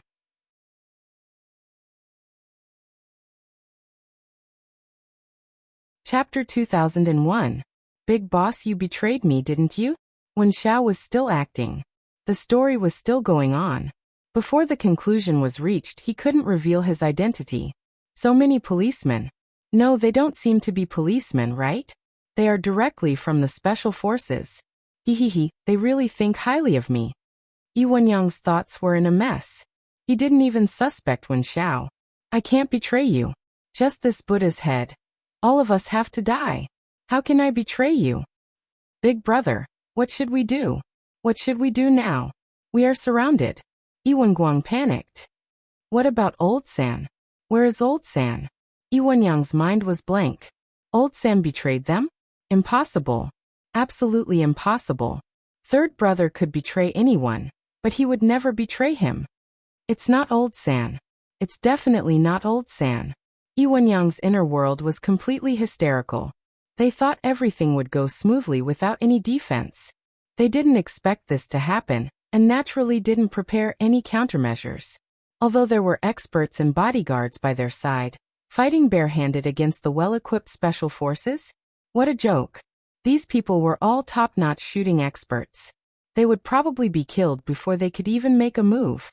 Before Yi Wenyang gave the order, no one dared to make any moves. Everyone knew the consequences of acting rashly. We will cooperate. Don't shoot. Yi Wenyang took a deep breath. We know that you are here to capture Wen Xiao. Wen Xiao is here. It has nothing to do with us. We can cooperate with all your orders. Please ensure our safety. This old fox was indeed an old fox. After his mind was in a mess, he still thought of a way to protect himself. Wen Xiao was really speechless. A bad guy was a bad guy. He had no credibility at all. To protect himself, he could betray others at any time. This guy was selfish to the extreme. Big boss, you are really something. Wen Xiao said, although we didn't have a close relationship these past few days, you can't go back on your words like this, right? When you met with trouble, you directly handed me over. Do you think that by handing me over, you can have a chance to escape? Yi Wenyang was really willing to do anything to save his life. You must capture Wen Xiao. He forced us to send him away. He also had a national treasure in his hands, which was a Buddha head. Our Jutsai group is a legitimate import and export business. The goods on our ship are all mahogany furniture. If you don't believe me, you can check. At this time, Yi Wenyang had already drawn a clear line between himself and Wen Xiao. After all, the wooden box with the Buddha head was in Wen Xiao's hands all along the way. Wen Xiao sneered. How ruthless. Yi Wenguang immediately followed his elder brother's footsteps and pointed his spear at Wen Xiao. Yes, you must capture Wen Xiao. He was a national S-class wanted criminal. Not only did he steal the country's secrets, but he also stole the country's most valuable treasure. This person was too despicable. Fortunately, you appeared in time. Otherwise, we would have been forced to follow his request and send him out of Xinjiang port. Wen Xiao was completely speechless. This group of fellas were really not ordinary people. They were too capable and too awesome. You guys are really something. What else do you want to slander? Go on, come on, I'll take it all. Wen Xiao said, while reminding Su Yin and the others. Where's your Lao San? Where's Yi Wenxing? Let him come out and continue to frame me. Oh, he should be on the way, right? Everyone, you guys have to be careful. They still have one person who hasn't arrived. Stop slandering people. Yi Wenyang's acting skills were really good. When he spoke, he unconsciously began to walk towards Su Yin and the others, trying to turn his identity into the victim at the scene.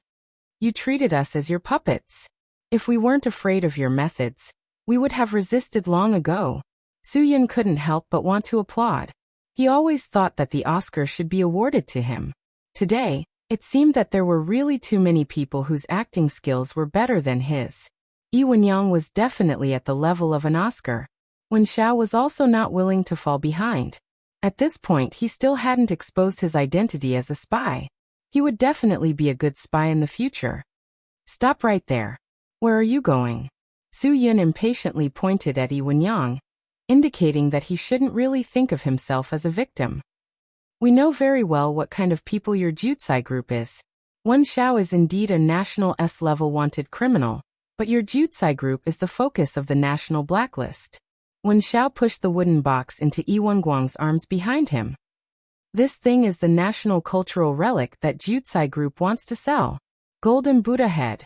The weight of 150 kilograms was nothing to Wen Xiao, but Yi Wenguang, the second boss who didn't have the strength to tie up a chicken, couldn't bear it on the spot. He couldn't take it and directly threw it to the ground. National cultural relic. If it's destroyed in your hands, I'll shoot you right now. Su Yin glared fiercely at Yi Wenguang. Yi Wenguang used all his strength and knelt on the ground with a thud. He almost broke his bones, but he didn't let the wooden box fall directly to the ground. When he slowly placed the wooden box on the ground and ensured that the Buddha head inside was safe and sound, he couldn't help but let out a long sigh of relief. National cultural relic, golden Buddha head, not bad. Su Yin. Yi Wenyang, right? The CEO of Jutsai Group, right? Now that you've been caught red-handed, what else do you have to say? This Buddha head really belongs to Wen Xiao. It has nothing to do with us. Our goods are all mahogany furniture. They are all expensive Chinese furniture. Yi Wenyang still wanted to quibble. At this time, Qianfeng and Hua Xiaolu, who were in charge of inspecting the ship, also came out. In addition to the people who came out with them, Hua Xiaolu also had a vase in his hand. Not bad, didn't you say you were selling furniture? What is this? A vase. I just casually opened the packaging of the furniture, and there was a vase inside. Hua Xiaolu walked over with a smile. It seems that there are quite a lot of good things in this ship. These are all gifts of mahogany furniture. Foreigners like Chinese furniture and decorations, so these vases are all gifts along with the furniture. Yi Wenyang still tried to cover up their crime of smuggling cultural relics. Aya, a Ming Hongwu period porcelain vase with red glaze with lotus flower patterns. You actually said it was a gift? This vase has a beautiful shape, and the patterns are smooth. Although it's not the best, it's definitely the best of the best. Hua Xiaolu said. With my understanding of the red glaze, this vase is worth at least a few million. But that set of floral furniture is very ordinary. It's not bad if it can be sold for 300,000. Who is whose gift? Hua Xiaolu casually found the red glaze from the Ming Hongwu period. How many Huaxia treasures were there on this ship? This Yi Wenyang was really not enough even if he was beheaded 100 times. Yi Wenyang, do you have anything else to explain? Do I have to find an expert to appraise it for you and give you an appraisal certificate before you admit to it? Su Yun scolded. Do you know what kind of crime it is to smuggle cultural relics? Wen Xiao agreed. The crime of smuggling cultural relics is a small matter for them. They also committed murder and arson, and smuggled human organs. Their crimes are serious, not just in one aspect. It's definitely enough for the death penalty. Wen Xiao, you tricked me. Yi Wenyang glared. King tricked me first. Wen Xiao spat. Let's talk about it in court.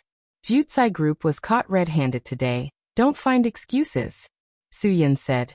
Yi Wenyang, no matter how cunning a fox is, it can't beat a good hunter. The good hunter that Su Yin mentioned was naturally Wen Xiao, because Yi Wenyang still didn't suspect that Wen Xiao was a spy.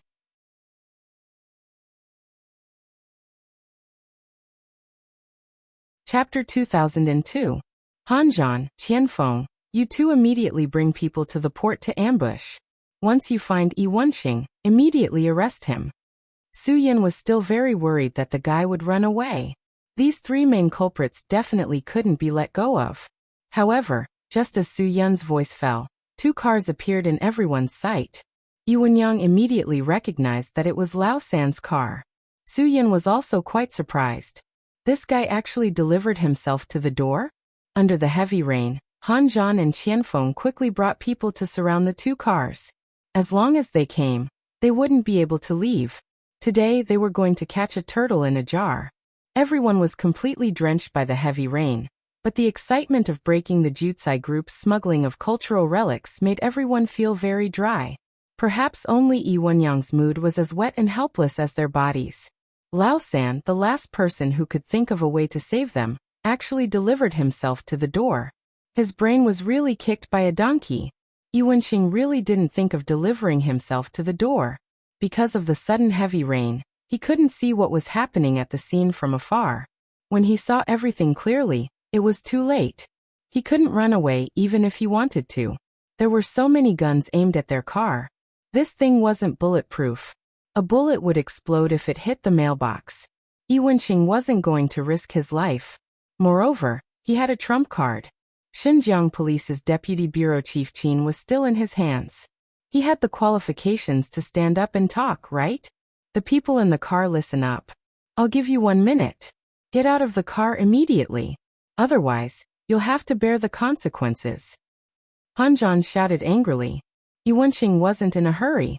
His car was equipped with a loudspeaker. It was an illegal modification. It was like a police car carrying a loudspeaker. The decibel was quite high. The people outside, listen up. Xinjiang Police's Bureau Chief Qin Wan is in my hands. If you dare to mess around, I'll kill her first. As soon as Yi Wenxing said this, Su Yin rubbed his temples hard. What he was worried about had come true. When he noticed that Yi Wenxing didn't appear, he was worried that Qin Weiner, who went to get the car after he left, would be discovered by Yi Wenxing. Now, it seemed that everything had come true. Su Yin did not blame Qin Weiner. This was not her fault. If someone had to bear the responsibility, then the responsibility would be his. It was because he had not thought about this matter that Qin Weiner was in danger. Now, everything was very complicated. Su Yin could not do anything to the people in the car. They had to worry about Qin Weiner's safety. This time, Qin Wan'er was in real danger. It was not like when Wen Xiao had pretended to be her hostage. At that time, Su Yin and the others' hearts were in their throats. Yi Wenxing, the crime of smuggling cultural relics is not serious. You will only be sentenced to 5 years in prison. If the circumstances are less serious, you will only be sentenced to less than 5 years in prison. Only if the circumstances are especially serious will you be sentenced to life imprisonment and confiscation of property. Your crime is not that serious, but if you want to push yourself into a serious crime, then you will be in big trouble. Su Yin said, kidnapping a police officer is not a good thing. If you dare to attack a police officer, you may be sentenced to death. Before Yi Wenxing could think about it, Yi Wenyang shouted, Hua Xiao is not guilty of attacking a police officer at all. Third brother, you should do what you should do. Hearing his brother's call, Yi Wenxing immediately stood firm. He would not be fooled easily. Stinky cop, don't King fool me. I know what crime I am guilty of. Let go of my brothers immediately, or I will kill this B*TCH now. At worst, we will die together. It was good to have a deputy director of the police in his hands.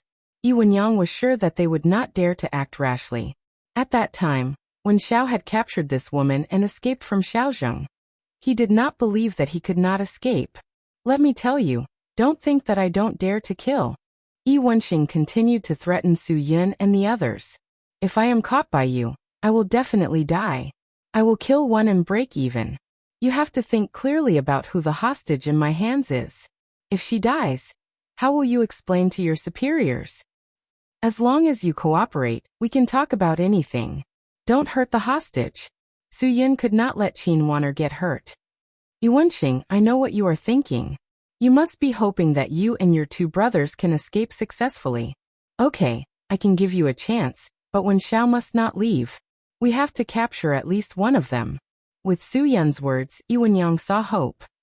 No problem, we will hand Wen Xiao over to you. You let us go, and we will leave the hostage unharmed to you. You are too generous. Wen Xiao snorted. You forced me to do this.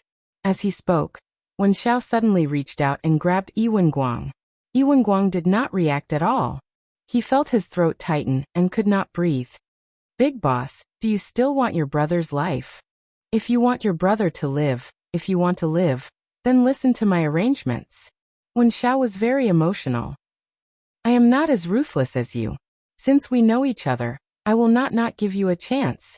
Let third brother come out and give me the hostage. Get out of here immediately. I will pray for the rest of the things. If I die, it will be considered as returning the favor for helping me for so many days. If I don't die, I will definitely settle the score with you today. Yi Wenyang was stunned. He did not expect Wen Xiao to be so loyal. Things had already reached this point, and he was still willing to help them one last time. Who cares? As long as they could escape, nothing else mattered. Wen Xiao, I thank you for helping us today. Yi Wenyang said. You are much stronger than us. What you can do, we can't do. Yi Wenyang gave Wen Xiao confidence and made Wen Xiao have the mood to confront these guys. It was definitely beneficial for them. Third brother, bring Bureau Chief Qin out, and give her to Wen Xiao. Yi Wenyang was ready to escape at any time. As long as Qin Wan'er was in Wen Xiao's hands, the other party would definitely not dare to act rashly. Su Yin really admired Wen Xiao's wit. It seemed that his undercover identity could really help a lot. The last time Wen Xiao kidnapped Qin Wan'er, it was for a mission. This time, it was purely to save people. Do you think that you have the final say in this place? Su Yin knew that he still had to act. Release the hostage. Yi Wenxing got out of the car. A sharp dagger appeared in his hand. He directly sealed Qin Wan'er's neck. If you dare to mess around, I will immediately bleed him. Under Su Yin's signal, everyone was so nervous that they didn't move. Wen Xiao and Yi Wenxing successfully exchanged hostages. When Qin Wan'er was in Wen Xiao's hands, Su Yin let out a sigh of relief. Yi Wenyang's reaction was definitely fast enough. He shouted, "Go!" and ran directly to the sea. He thought that this place could be completely handed over to Wen Xiao. He did not have to worry anymore. As long as he jumped into the sea and escaped, Everything would be fine. Where there is life, there is hope. After receiving the order from their big brother, Yi Wenguang and Yi Wenxing also escaped. The bodyguards who came with them also moved. They all thought that the hostage was in Wen Zhao's hands. These people would not dare to shoot. They only needed a dozen seconds to escape and jump into the sea. Everything would be over. As long as Yi Wenyang could escape alive, they still had a chance to make a comeback. This was something that everyone present believed in their hearts. They absolutely trusted Yi Wenyang.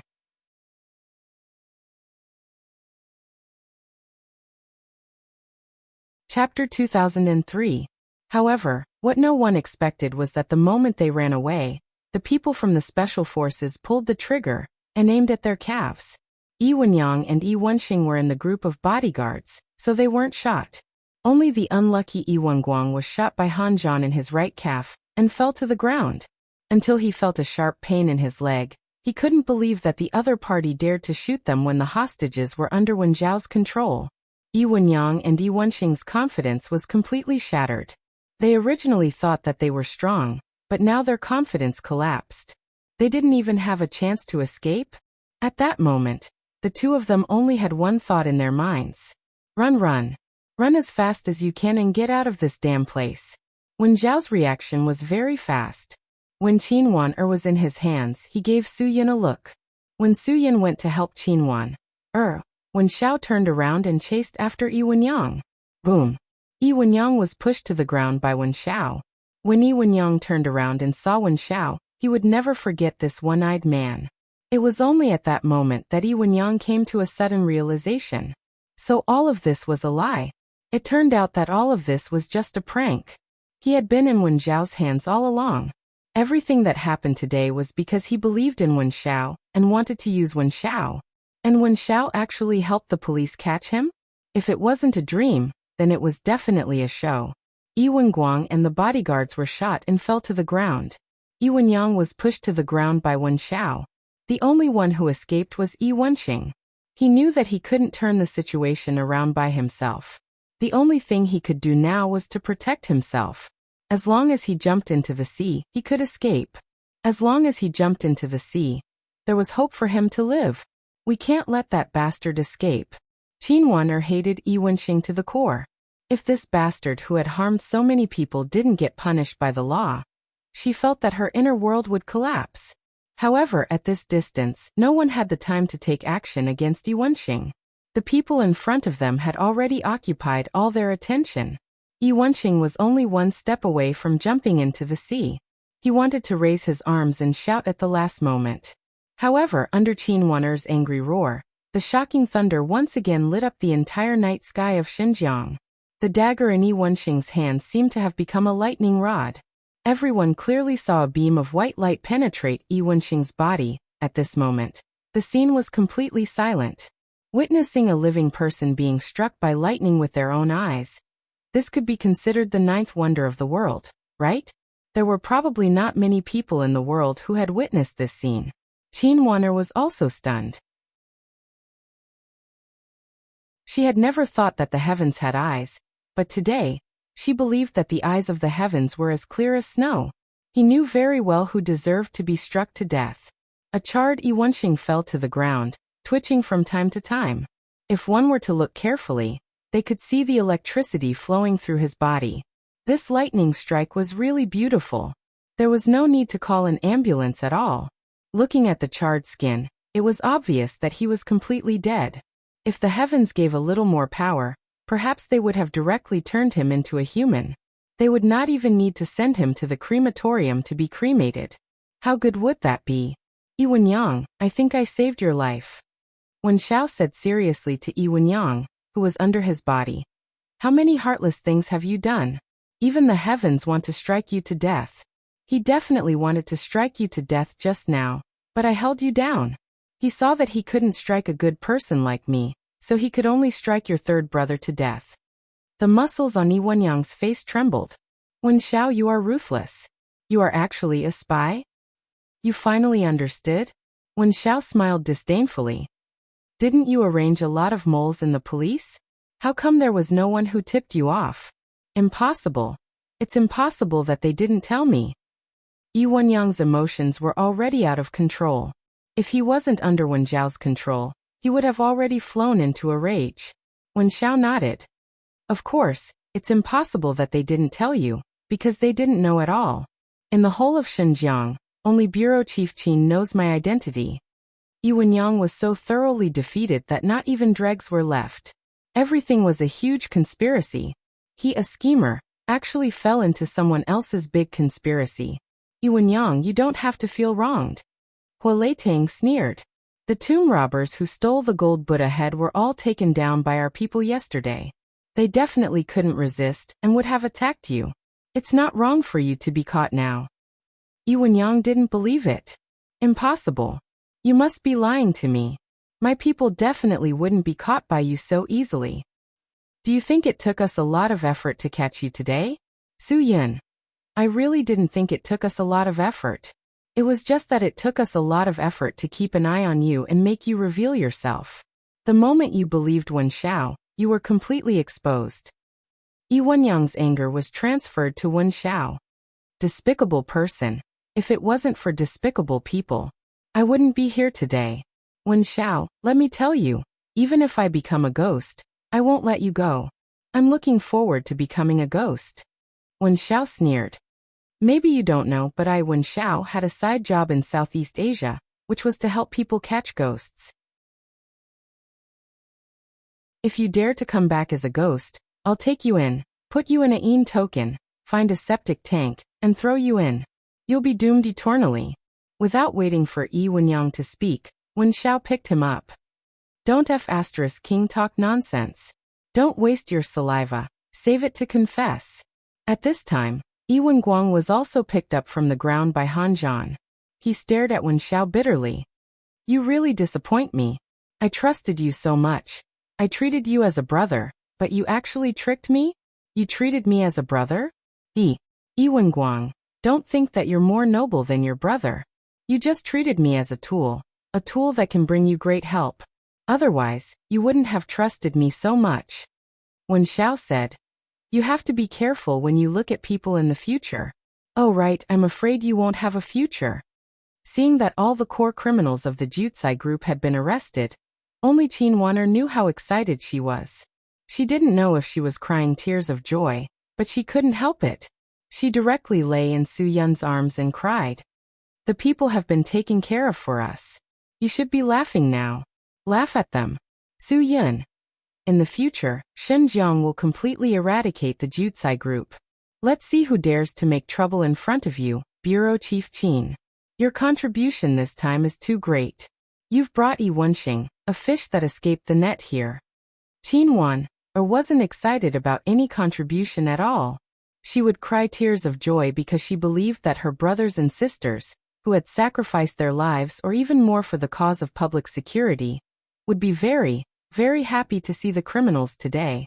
Their souls would definitely be comforted and sublimated. Let these damn criminals disappear from their sight forever. Forever. Forever. Let them go to hell. Just like Yi Wenxing, they would be completely sent to the 18th level of hell.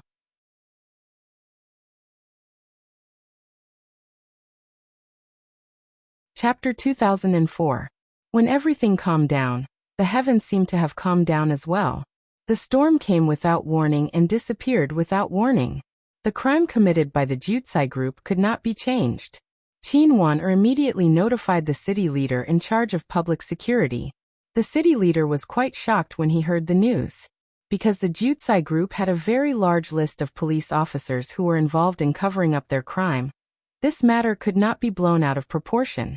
They needed to eliminate the people overnight, and then immediately carry out an operation, a large-scale raid.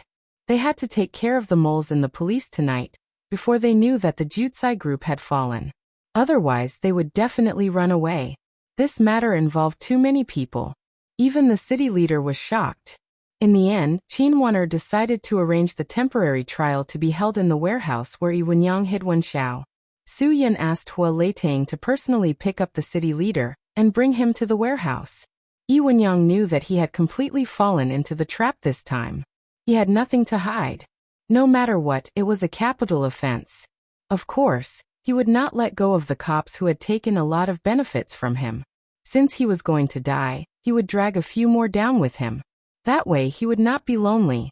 In this temporary trial, Lee Wen-yang confessed to his crime. He provided a list of all the police officers who had helped him. Excluding those who had been taken away for investigation because of their work style, there were still 17 people who were in different positions in the Xinjiang police force. The 17 people led by Zhang Guoping were all low-key people.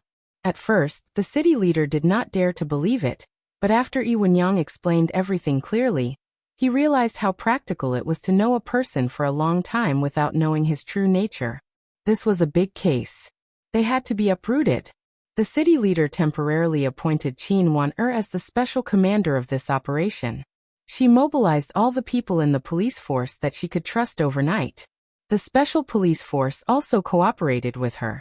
Almost at the same time, all 17 people were arrested. When Zhang Guoping was arrested, he thought it was a dream. He never thought that Qin Wan-er would personally bring people to arrest him. He also never thought that all the things he had done would be found out. He could only sigh that there was no such thing as an airtight wall in the world. One should never think that the things one had done would not be spread out. If you don't want people to know, don't do it in the first place. Although Zhang Guoping also regretted what he had done, he knew very well that he would never be able to climb out again from the day he fell into it. Chief Zhang, I really didn't expect you to have such a close relationship with Lee Wen-yang of the Jutsai group. Qin Wan-er's heart was filled with anger. Wei Kuan of the Criminal Investigation Department, before he sacrificed himself, he had always regarded you as his role model. He had always regarded you as his big brother. He had always praised you in everything he did. Little Qin, don't say any more. What has already happened cannot be changed, Zhang Guoping said. Qin Wan-er looked determined. It's you who doesn't dare to listen. He was forced to jump off a building because he knew about your list and refused to join the Jutsai group. His wife was also forced to go to the Heavenly Palace No. 1 sauna center to do that kind of thing. I don't believe that you don't know about all this. You know all of this. Why are you still working for these demons? I don't understand. How could Zhang Guoping not feel heartache? However, he was already under the control of the people from Jukai group. They had something on him. He did not dare to resist. He had to take advantage of others. Zhang Guoping had always been so low-key, because he was afraid that something would happen. He had always hoped that he would be able to retire peacefully and not be promoted. Just retire. When he had no power at all, the people from Jukai group would no longer look for him. When that time came, he could go far away. His pension was enough for him to live in any city. Zhang Guoping was also suffering from psychological torture, but he didn't dare to overturn this mess. He didn't dare to sink this ship, because he was also on this ship. As long as one was on this ship, their mentality was actually the same as Zhang Guoping's. They were all afraid and worried. They did not dare to sink this ship. It was not because they did not hate the actions of those bastards from Jukai group. Their misstep, their greed, had ruined their entire lives. Since they were police officers, they were definitely not vicious villains by nature. Because of their momentary confusion, they fell into the abyss of demons bit by bit. Just like Zhang Guoping, by the time they came to their senses, they had already become out-and-out demons. It was impossible for a person who had become a demon to become an angel again. Little Qin, people like me should really be shot. Zhang Guoping took a deep breath. I have never dared to face myself. It is because I don't dare to. I am worried about my wife. My son is only in his 4th year of university. I don't know how he will face his life when he knows that his biological father is such a person. Qin Wan-er's anger seemed to be soothed little by little. Chief Zhang, you are really too confused. Little Qin, Huaxia needs a police officer like you, Zhang Guoping said. I will not be eroded by any temptation. I will not give any bad people a chance. It is Xinjiang's blessing to have you in the Xinjiang police station. I have disappointed you. I hope it will not affect your future work. Qin Wan-er shook her head with a bitter smile. Yes, Chief Zhang really disappointed her. I am really worried that you will not dare to trust your colleagues because of my behavior. Zhang Guoping said. Don't let this matter become a knot in your heart. Qin Wan'er nodded. I will try my best to overcome it. After that, Qin Wan'er waved her hand. Take him away. She did not want to continue listening. Whether it was confusion or regret, as long as they embarked on the road of crime, they would never be forgiven. There was a good saying, don't stretch out your hand. If you stretch out your hand, you will be caught. Although this sentence was about thieves, it really applied to anyone. Don't reach out to take something that does not belong to you, and don't accept it. There was no such thing as a free lunch in the sky. If it were not because of greed, people like Zhang Guoping would not have fallen. They would still be good policemen with a sense of justice. This world was originally ever-changing. No one knew what would happen in the next second. If you don't want your life to become terrible and tasteless, don't try to go on the evil road. There was no turning back on the evil road. Once you set foot on it, you will definitely fall into the abyss. Qin Wan'er looked at her 17 colleagues who had been arrested. She was really heartbroken. That kind of heartbreak could not be described with words. Su Yun could understand Qin Wan'er's pain because he had also experienced the feeling of loss. This is the road they chose. They should change it well. After they are released, they can continue to contribute to the motherland. Su Yun's comfort did not have much effect on Qin Wan'er, but at least it made Qin Wan'er feel a little relaxed.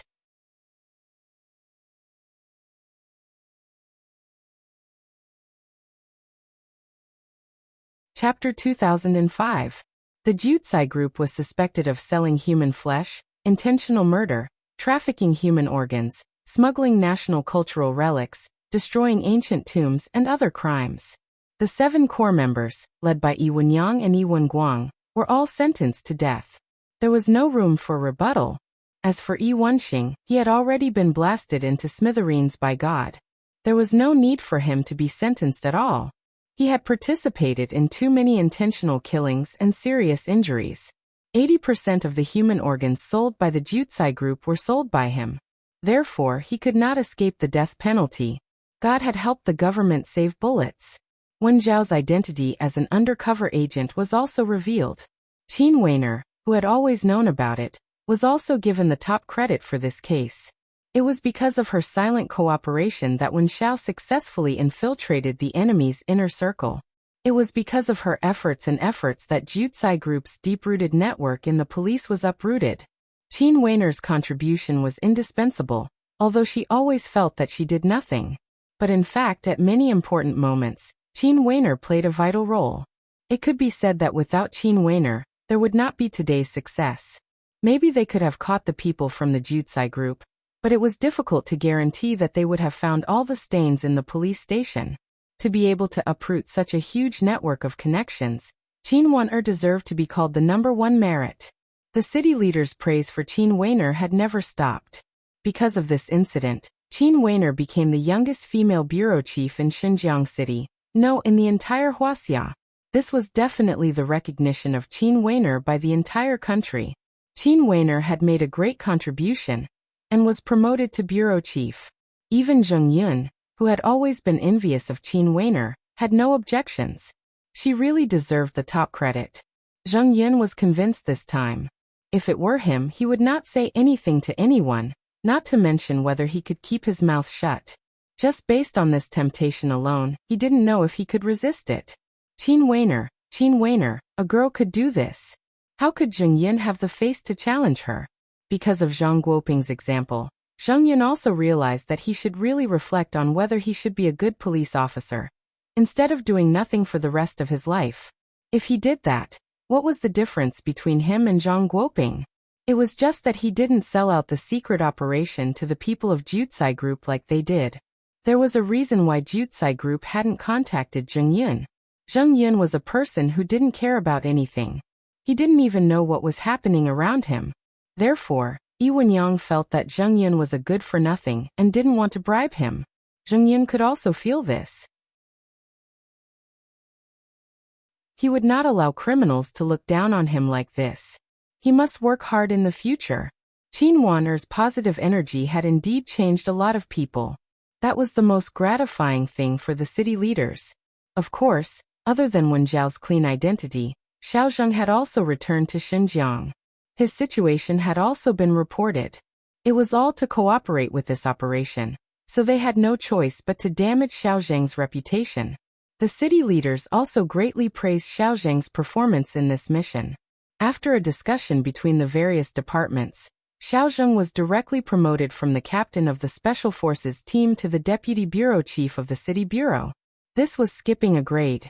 Although Xiao Zheng was reluctant to part with the Special Forces team, for the sake of Xinjiang's more stable social order, he still listened to the arrangements of the higher-ups. Everything had ended satisfactorily, but the real heroes behind the scenes had already left. The brothers of the Dragon Fury team left after arresting the people. They didn't participate in the commendation ceremony, nor did they accept any commendation. That kind of thing had no concept to them. They had long been used to the identity of the heroes behind the scenes. Su Yan obviously wouldn't participate in the police commendation ceremony. He was the same as the brothers of Dragon's Fury. They were concerned about Wen Zhao's situation. After this undercover mission, Wen Zhao had made a great contribution. Not only did he destroy the entire Jutsai group, he also brought back the Golden Buddha head intact and handed it over to the country. With this little contribution, he believed that the higher-ups would give Wen Zhao a chance to fight for the country and the people again. Letting him rejoin the Dragon's Fury Special Forces would make everything more meaningful. Wan Guangxiao didn't hold back and helped Wen Zhao fight for everything. Wen Zhao finally put on the Dragon Fury team's combat uniform again. When he put the Dragon Brigade's team logo on his left shoulder again, he really felt like he was reborn from the ashes. Yes, the one-eyed man from Southeast Asia was dead forever. He was still the same Wen Zhao from before. He was still the brave and good at fighting Wen Zhao from the Dragon Fury team. Although Su Yan didn't see the excitement when Wen Zhao put on the team logo in Yanjing, he could feel it. He believed that it would be the most exciting moment in Wen Zhao's life. It seemed that no one would have thought that Su Yan, who was an ordinary citizen of Huaxia, had played such a big role in this mission. It was like the passage in an essay that connected the past and the future, like the passage in a novel that connected the past and the future, like a scene in a movie that connected the whole story. In fact, among these people, it wouldn't be a problem to change anyone, except for Su Yan. This was the most important bearing of the real mission. After everything was over, he chose to sleep. He didn't let anyone down. This was the best he could do. The police commendation ceremony lasted for the whole afternoon. Yi Fala had already called Qinwan and said that she had prepared a celebration party for her. After Qinwan ended the commendation ceremony, she immediately called Yi Fala and rejected it. She was determined not to violate the main message. She absolutely couldn't do these extravagant and wasteful things. Otherwise, it would be too embarrassing and she wouldn't be worthy of being a party member. Yi Fala promised Qinwan that she wouldn't be extravagant and wasteful. She would make it like a normal meal and let Qinwan and her close colleagues come. But Qinwan still rejected. Su Yan asked Yi Fala to give up. He understood Qinwan. Qinwan was the kind of person who would restrain her actions if she had more responsibility on her shoulders. She knew that she had to set an example to let the people below her obey her, and let them be like her. That night, Su Yan said goodbye to Yi Fala and Qinwan and returned to Qingdao. As for Qinwan she went to an ordinary fast food restaurant with a few colleagues she had a good relationship with. Qinwan treated them to a meal and spent less than 200 yuan. Everything was frozen. The people in the prison who were waiting to be executed also had an extraordinary feeling. Yi Wenyang sat in the dark cell and asked himself over and over again, "Do I regret it? No. No. If there was a next life, he would do the same thing again. Because if he was a down-to-earth person, he would never get everything he wanted. Luxury cars, mansions. If he didn't do all of this, what did he have? There was nothing. No. He regretted it. Although he had a luxury car and a mansion, he didn't even have his life now. If he couldn't live, everything he had would be meaningless. Now that he had lost everything, he didn't feel any heartache at all. It was because everything he had wasn't exchanged with his hard work. Everything he had was obtained by breaking the law and taking advantage of opportunities. So even if he lost it, he didn't feel any heartache.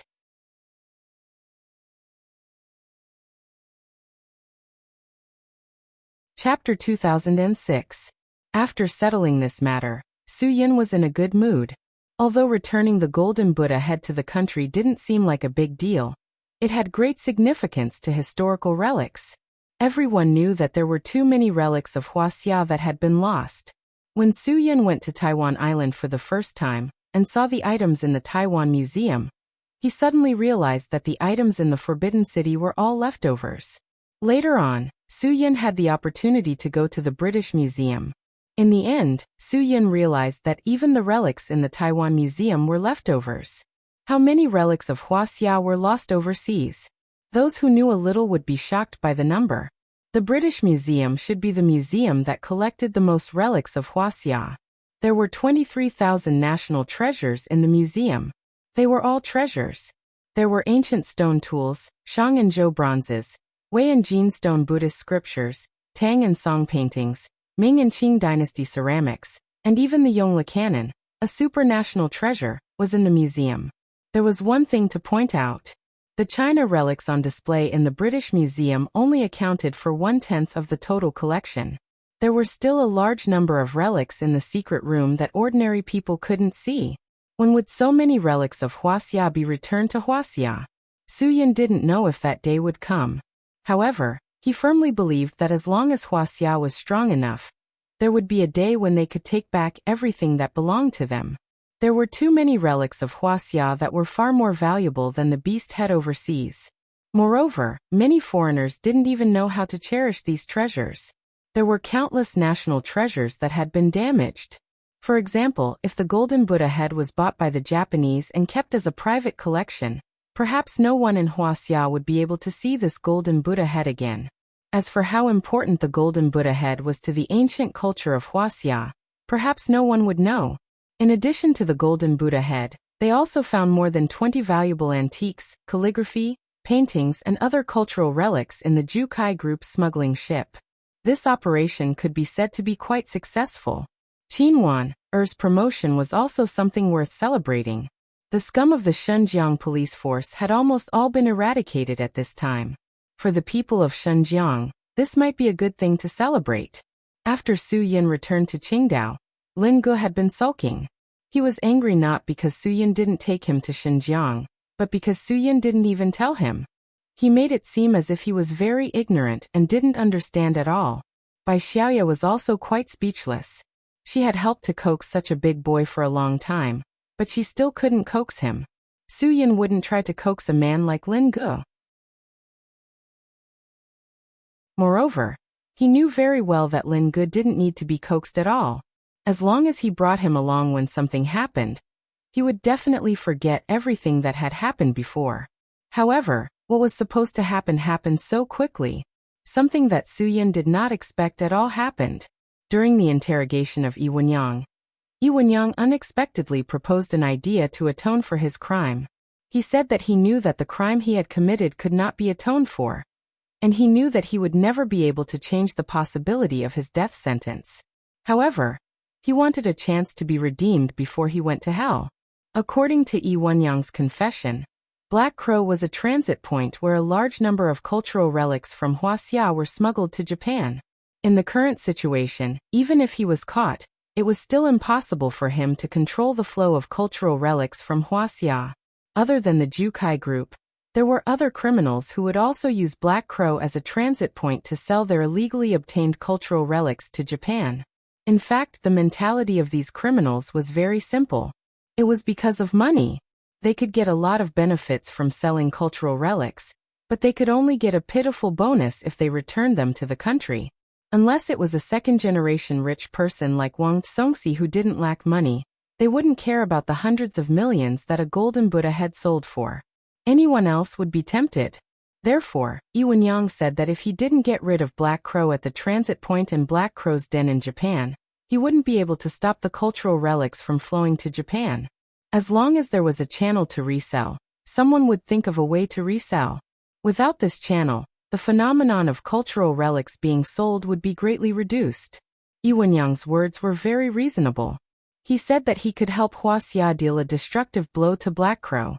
Of course, he would still use the golden Buddha head. He could make it clear to Black Crow that the deal was cancelled due to the sudden police inspection. As long as he contacted Black Crow again and asked Wen Xiao to continue with the deal, everything would be settled. This was indeed a very tempting idea. According to a few research studies, it was decided that Wen Xiao would continue with the mission. Su Yun would still be the coordinating person for this mission.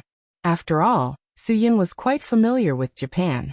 To be more precise, the main person for this mission was Su Yun.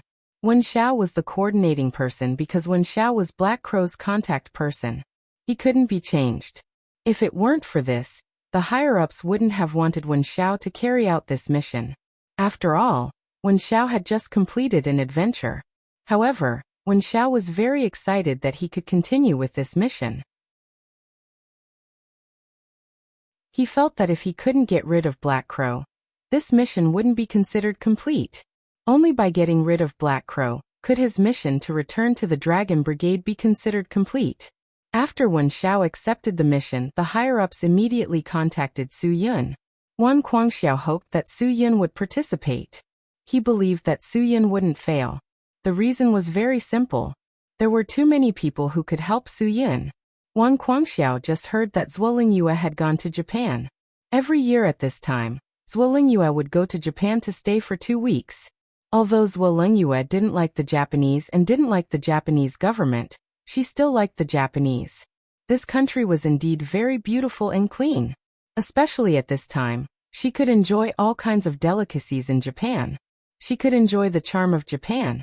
If other people encountered trouble in Japan, Zhuo Lingyue would definitely ignore them. She preferred to watch from the sidelines.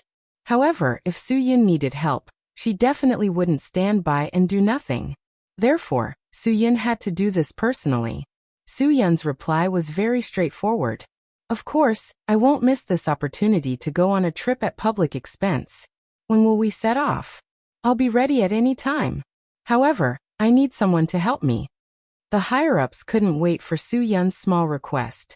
It was a good thing to have someone to help. Su Yun's side was settled. Everything was arranged according to Yi Wenyang's cooperation. They still had to take the delivery ship of Jutsai Group. Of course, there was only the furniture in the ship.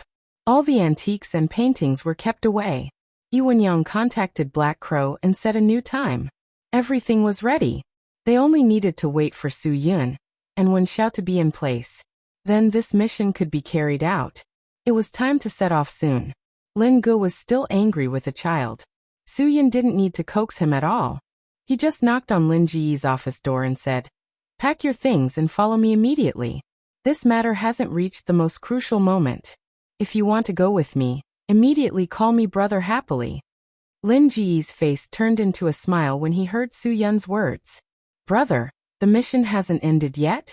What's the most crucial moment? Where are we going?" "To Japan." Su Yun raised his eyebrows. Lin Gu was instantly overjoyed.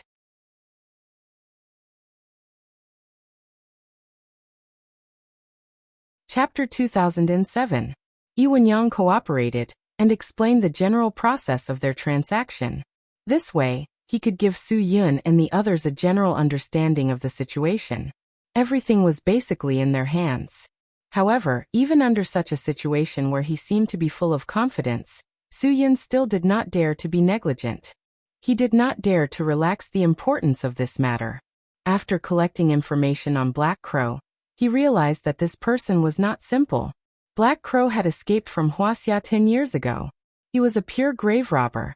Based on his understanding of history and feng shui, he had participated in many major ancient tomb destruction incidents. The cultural relics he stole were all taken overseas, so there was very little evidence of his crimes. After the police's tireless efforts, they finally found evidence of his crimes. However, Black Crow, who was extremely vigilant, had already escaped to Japan before the police could arrest him. After that, he disappeared for a long time. During this period of time, it was as if he had evaporated into thin air. There was no news of him at all. Later on, there was news of some tombs being stolen from Japan.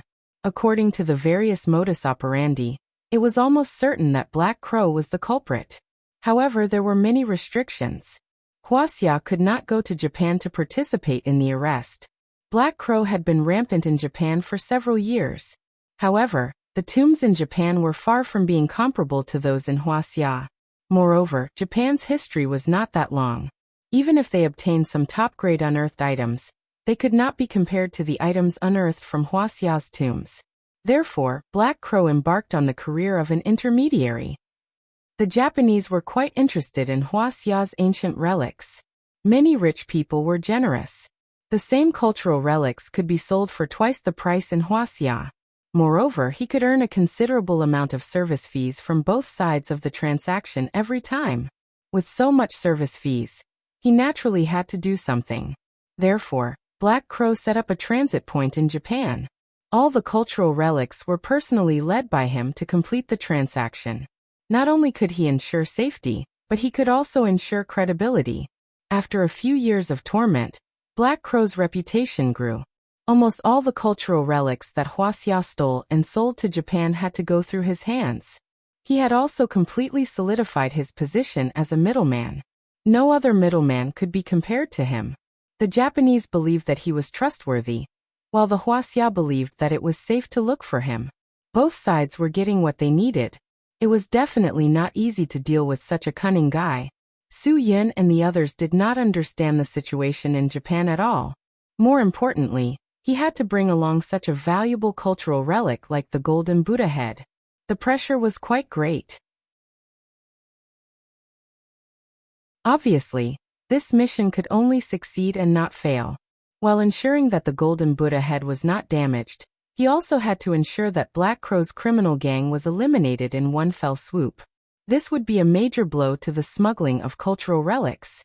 With this heavy blow, he believed that it would be able to greatly curb the smuggling of cultural relics. Su Yun brought Lin Ge and Wen Xiao to meet in Xinjiang. Su Yun played the role of a senior manager of the Jutsai group. Wen Xiao played the role of a protector of the golden Buddha head. And Lin Ge played the role of a personal assistant. After confirming the trio's identities, Yi Wenyang explained the situation to Black Crow, and explained their identities in detail. Black Crow's response was very positive. He liked how important a partner was. This golden Buddha head was obviously worth the three of them traveling together. However, in order to make it more natural for the three of them to travel together, Yi Wenyang also told Black Crow that after the deal was completed, he hoped that he could help bring the three of them to understand the cultural relics and antique market in Japan, because the three of them were very interested.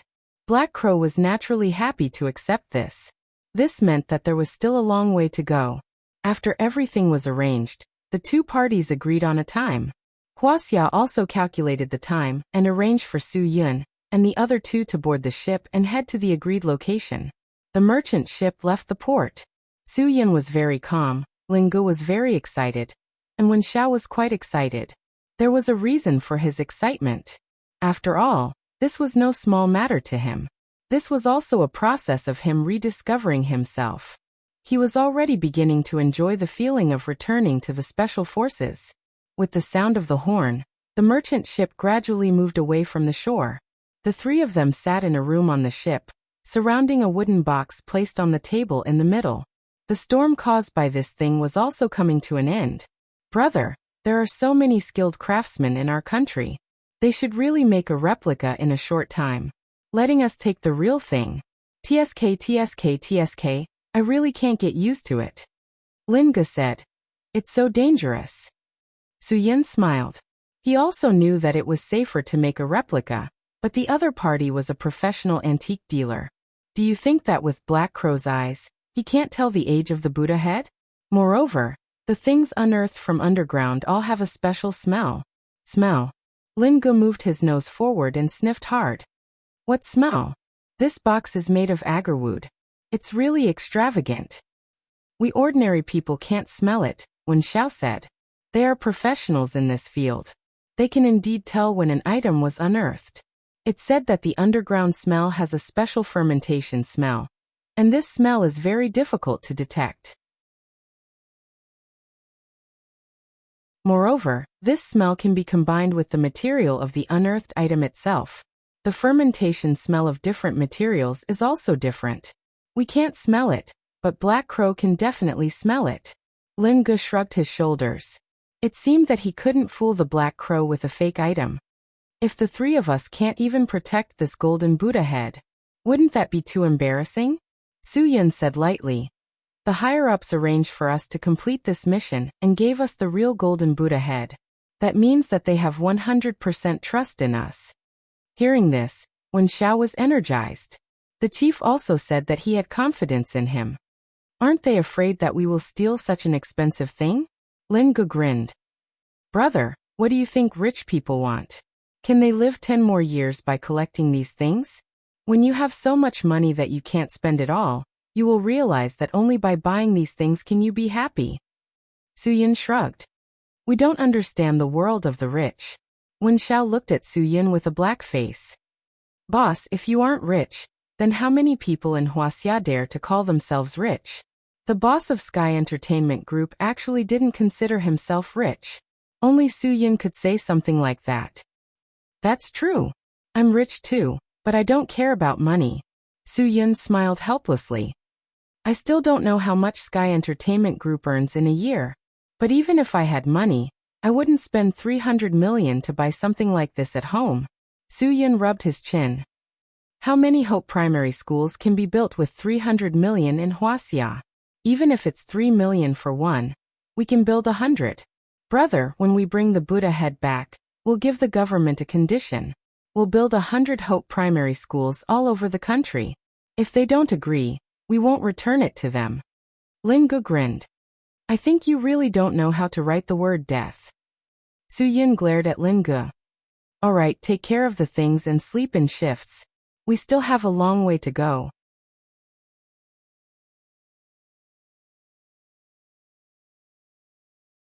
Chapter 2008. The long sea journey had almost worn out Lin Ji's patience. Finally he heard Su-yin say, We're here. The night on the ocean was not as bright as the lights in the city.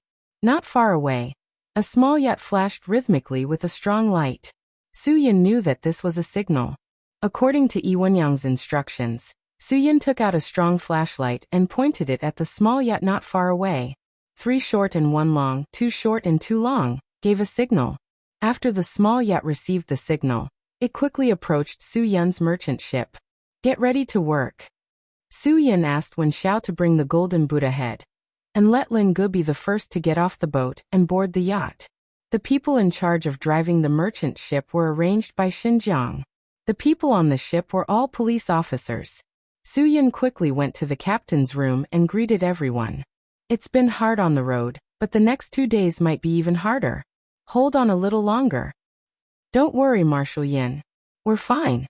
This title was given to Su-yin by Brother Wang, who was in charge of driving the ship. He was a retired destroyer pilot from the Nanyang fleet. Because of some injuries, he was assigned to work in Xinjiang's maritime police. Because the merchant ship this time was too big, he had to go personally. Driving such a merchant ship was definitely a piece of cake for him. It was just that he hadn't been at sea for so long, so he wasn't used to it. Some of the police officers who came to carry out the mission were also selected excellent officers. After all, Su-yin and the others would need at least 2 days to complete the mission and return. It might even take longer. They had to wait for Su-yin and the others to complete the mission. Life at sea was shaky every day. Ordinary people really couldn't get used to it. But in order to cooperate with Su-yin and the others, these police officers went all out. They had to overcome any difficulties. Soon the small yacht approached the merchant ship. Lin Ge was the first to climb down the merchant ship's rope ladder, and directly jumped onto the small yacht.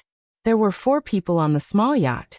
2 of them immediately surrounded Lin Ge, and did a simple body search.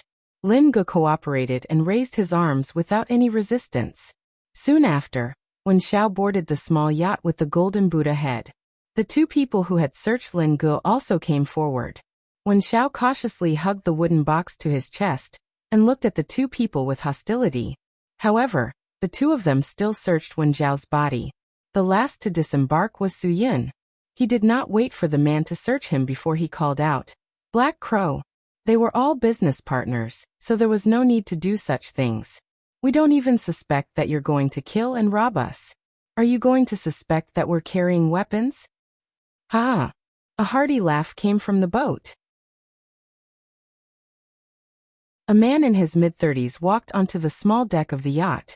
His long hair was tied into a small braid at the back of his head, and he was wearing a linen long-sleeved shirt. He looked quite artistic.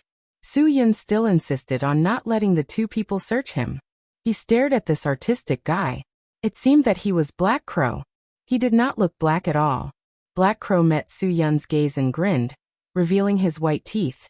So this must be Mr. Su? That's right. Su-Yin nodded. Black Crow. That's me, Black Crow said. I didn't expect Mr. Su to be so young and promising. I'm impressed. As he spoke, Black Crow's gaze had already shifted to the wooden box in Wen Zhao's arms. His smile was still very friendly. Mr. Su, please don't mind me. As the saying goes, one should not have the heart to harm others, but one should always be vigilant. You came here to do business with experts. I can't help but be vigilant. What's the point of searching him when you know he's an expert? Su-Yin asked. Black Crow was confused. I don't know either. However, if I don't do this, I won't be confident at all. Mr. Su has experts by your side, and my people have self-defense weapons. If we really get into an argument, I'm afraid that both sides will suffer. When everyone has their own concerns, cooperation might be safer. That does make sense. Su-Yin smiled. But we should be the ones to be vigilant. You're the middleman. If we hurt you, wouldn't we be asking for trouble? Black Crow nodded and smiled. Mr. Su's words really enlightened me. I really didn't think about these problems. It seems that I won't have to go through so much trouble in the future? Ha ha ha. Thank you for your advice. You flatter me. Su-Yin shook his head and cut to the chase. Have you contacted the buyer? Black Crow had a thought-provoking smile on his face. Mr. Su, aren't you being a little too direct? You don't have to worry about the buyer. They've already paid you half of the money. They should be the ones worrying. When Black Crow's gaze turned to the wooden box again, Su-Yin knew what he meant. You didn't think that I would come to you with an empty box, did you? Wen Zhao frowned. This is a deal between us and the buyer. You middlemen have no right to touch it. Black Crow looked Wen Zhao up and down. You're Wen Zhao, right? Mr. Yi admires you a lot. It seems that he paid you a high price to protect the golden Buddha head, right? Don't talk so much nonsense. The sooner the deal is done, the better. Wen Zhao said. Black Crow nodded. That's right. The sooner the deal is done, the better. But as a middleman, before I bring you to meet the buyer, I have to make sure that the item you bring is what the buyer wants. If I can't see what's inside the wooden box, I won't set sail. Su-Yin narrowed his eyes. You mean this deal is off? No, Mr. Su. Black Crow said. This is the first time you've come into contact with me, so you don't know my rules. You all know how trustworthy I am. My rules are to be responsible for both of you. I have to see the item with my own eyes and make sure that it's not fake before I bring you to meet the buyer. Su-Yin nodded and said, Okay, that's indeed being responsible. But let me make it clear, you can only look at it. We have to keep it. Otherwise, I'll be worried that the story of a leopard cat swapping the crown prince will happen here. You're joking, Mr. Su. I don't have any leopard cats on this ship. Black Crow was actually looking forward to seeing the golden Buddha head. He was quite interested in such a valuable item. Wen Zhao and Su-Yin looked at each other before Wen Zhao opened the wooden box. The moment the wooden box was opened, Su-Yin saw that Black Crow's eyes were shining. A treasure was a treasure. It could make these professionals so shocked. Black Crow didn't even need to touch it. With the lights on the ship, he was very sure that the color of the item was real and not fake.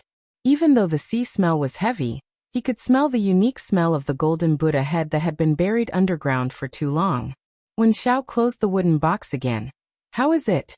Have you seen enough? Black Crow was slightly startled and came back to his senses.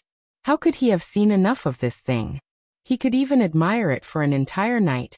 Ha ha ha, it's really the best. Something that can be sold at such a price must have its value. Su-Yin smiled. Brother Black Crow, now that you've confirmed my item, shouldn't we set sail? We're taking a huge risk. Black Crow nodded. Of course we'll leave now. After we return to Dongying, I'll arrange for you to go to a safe place.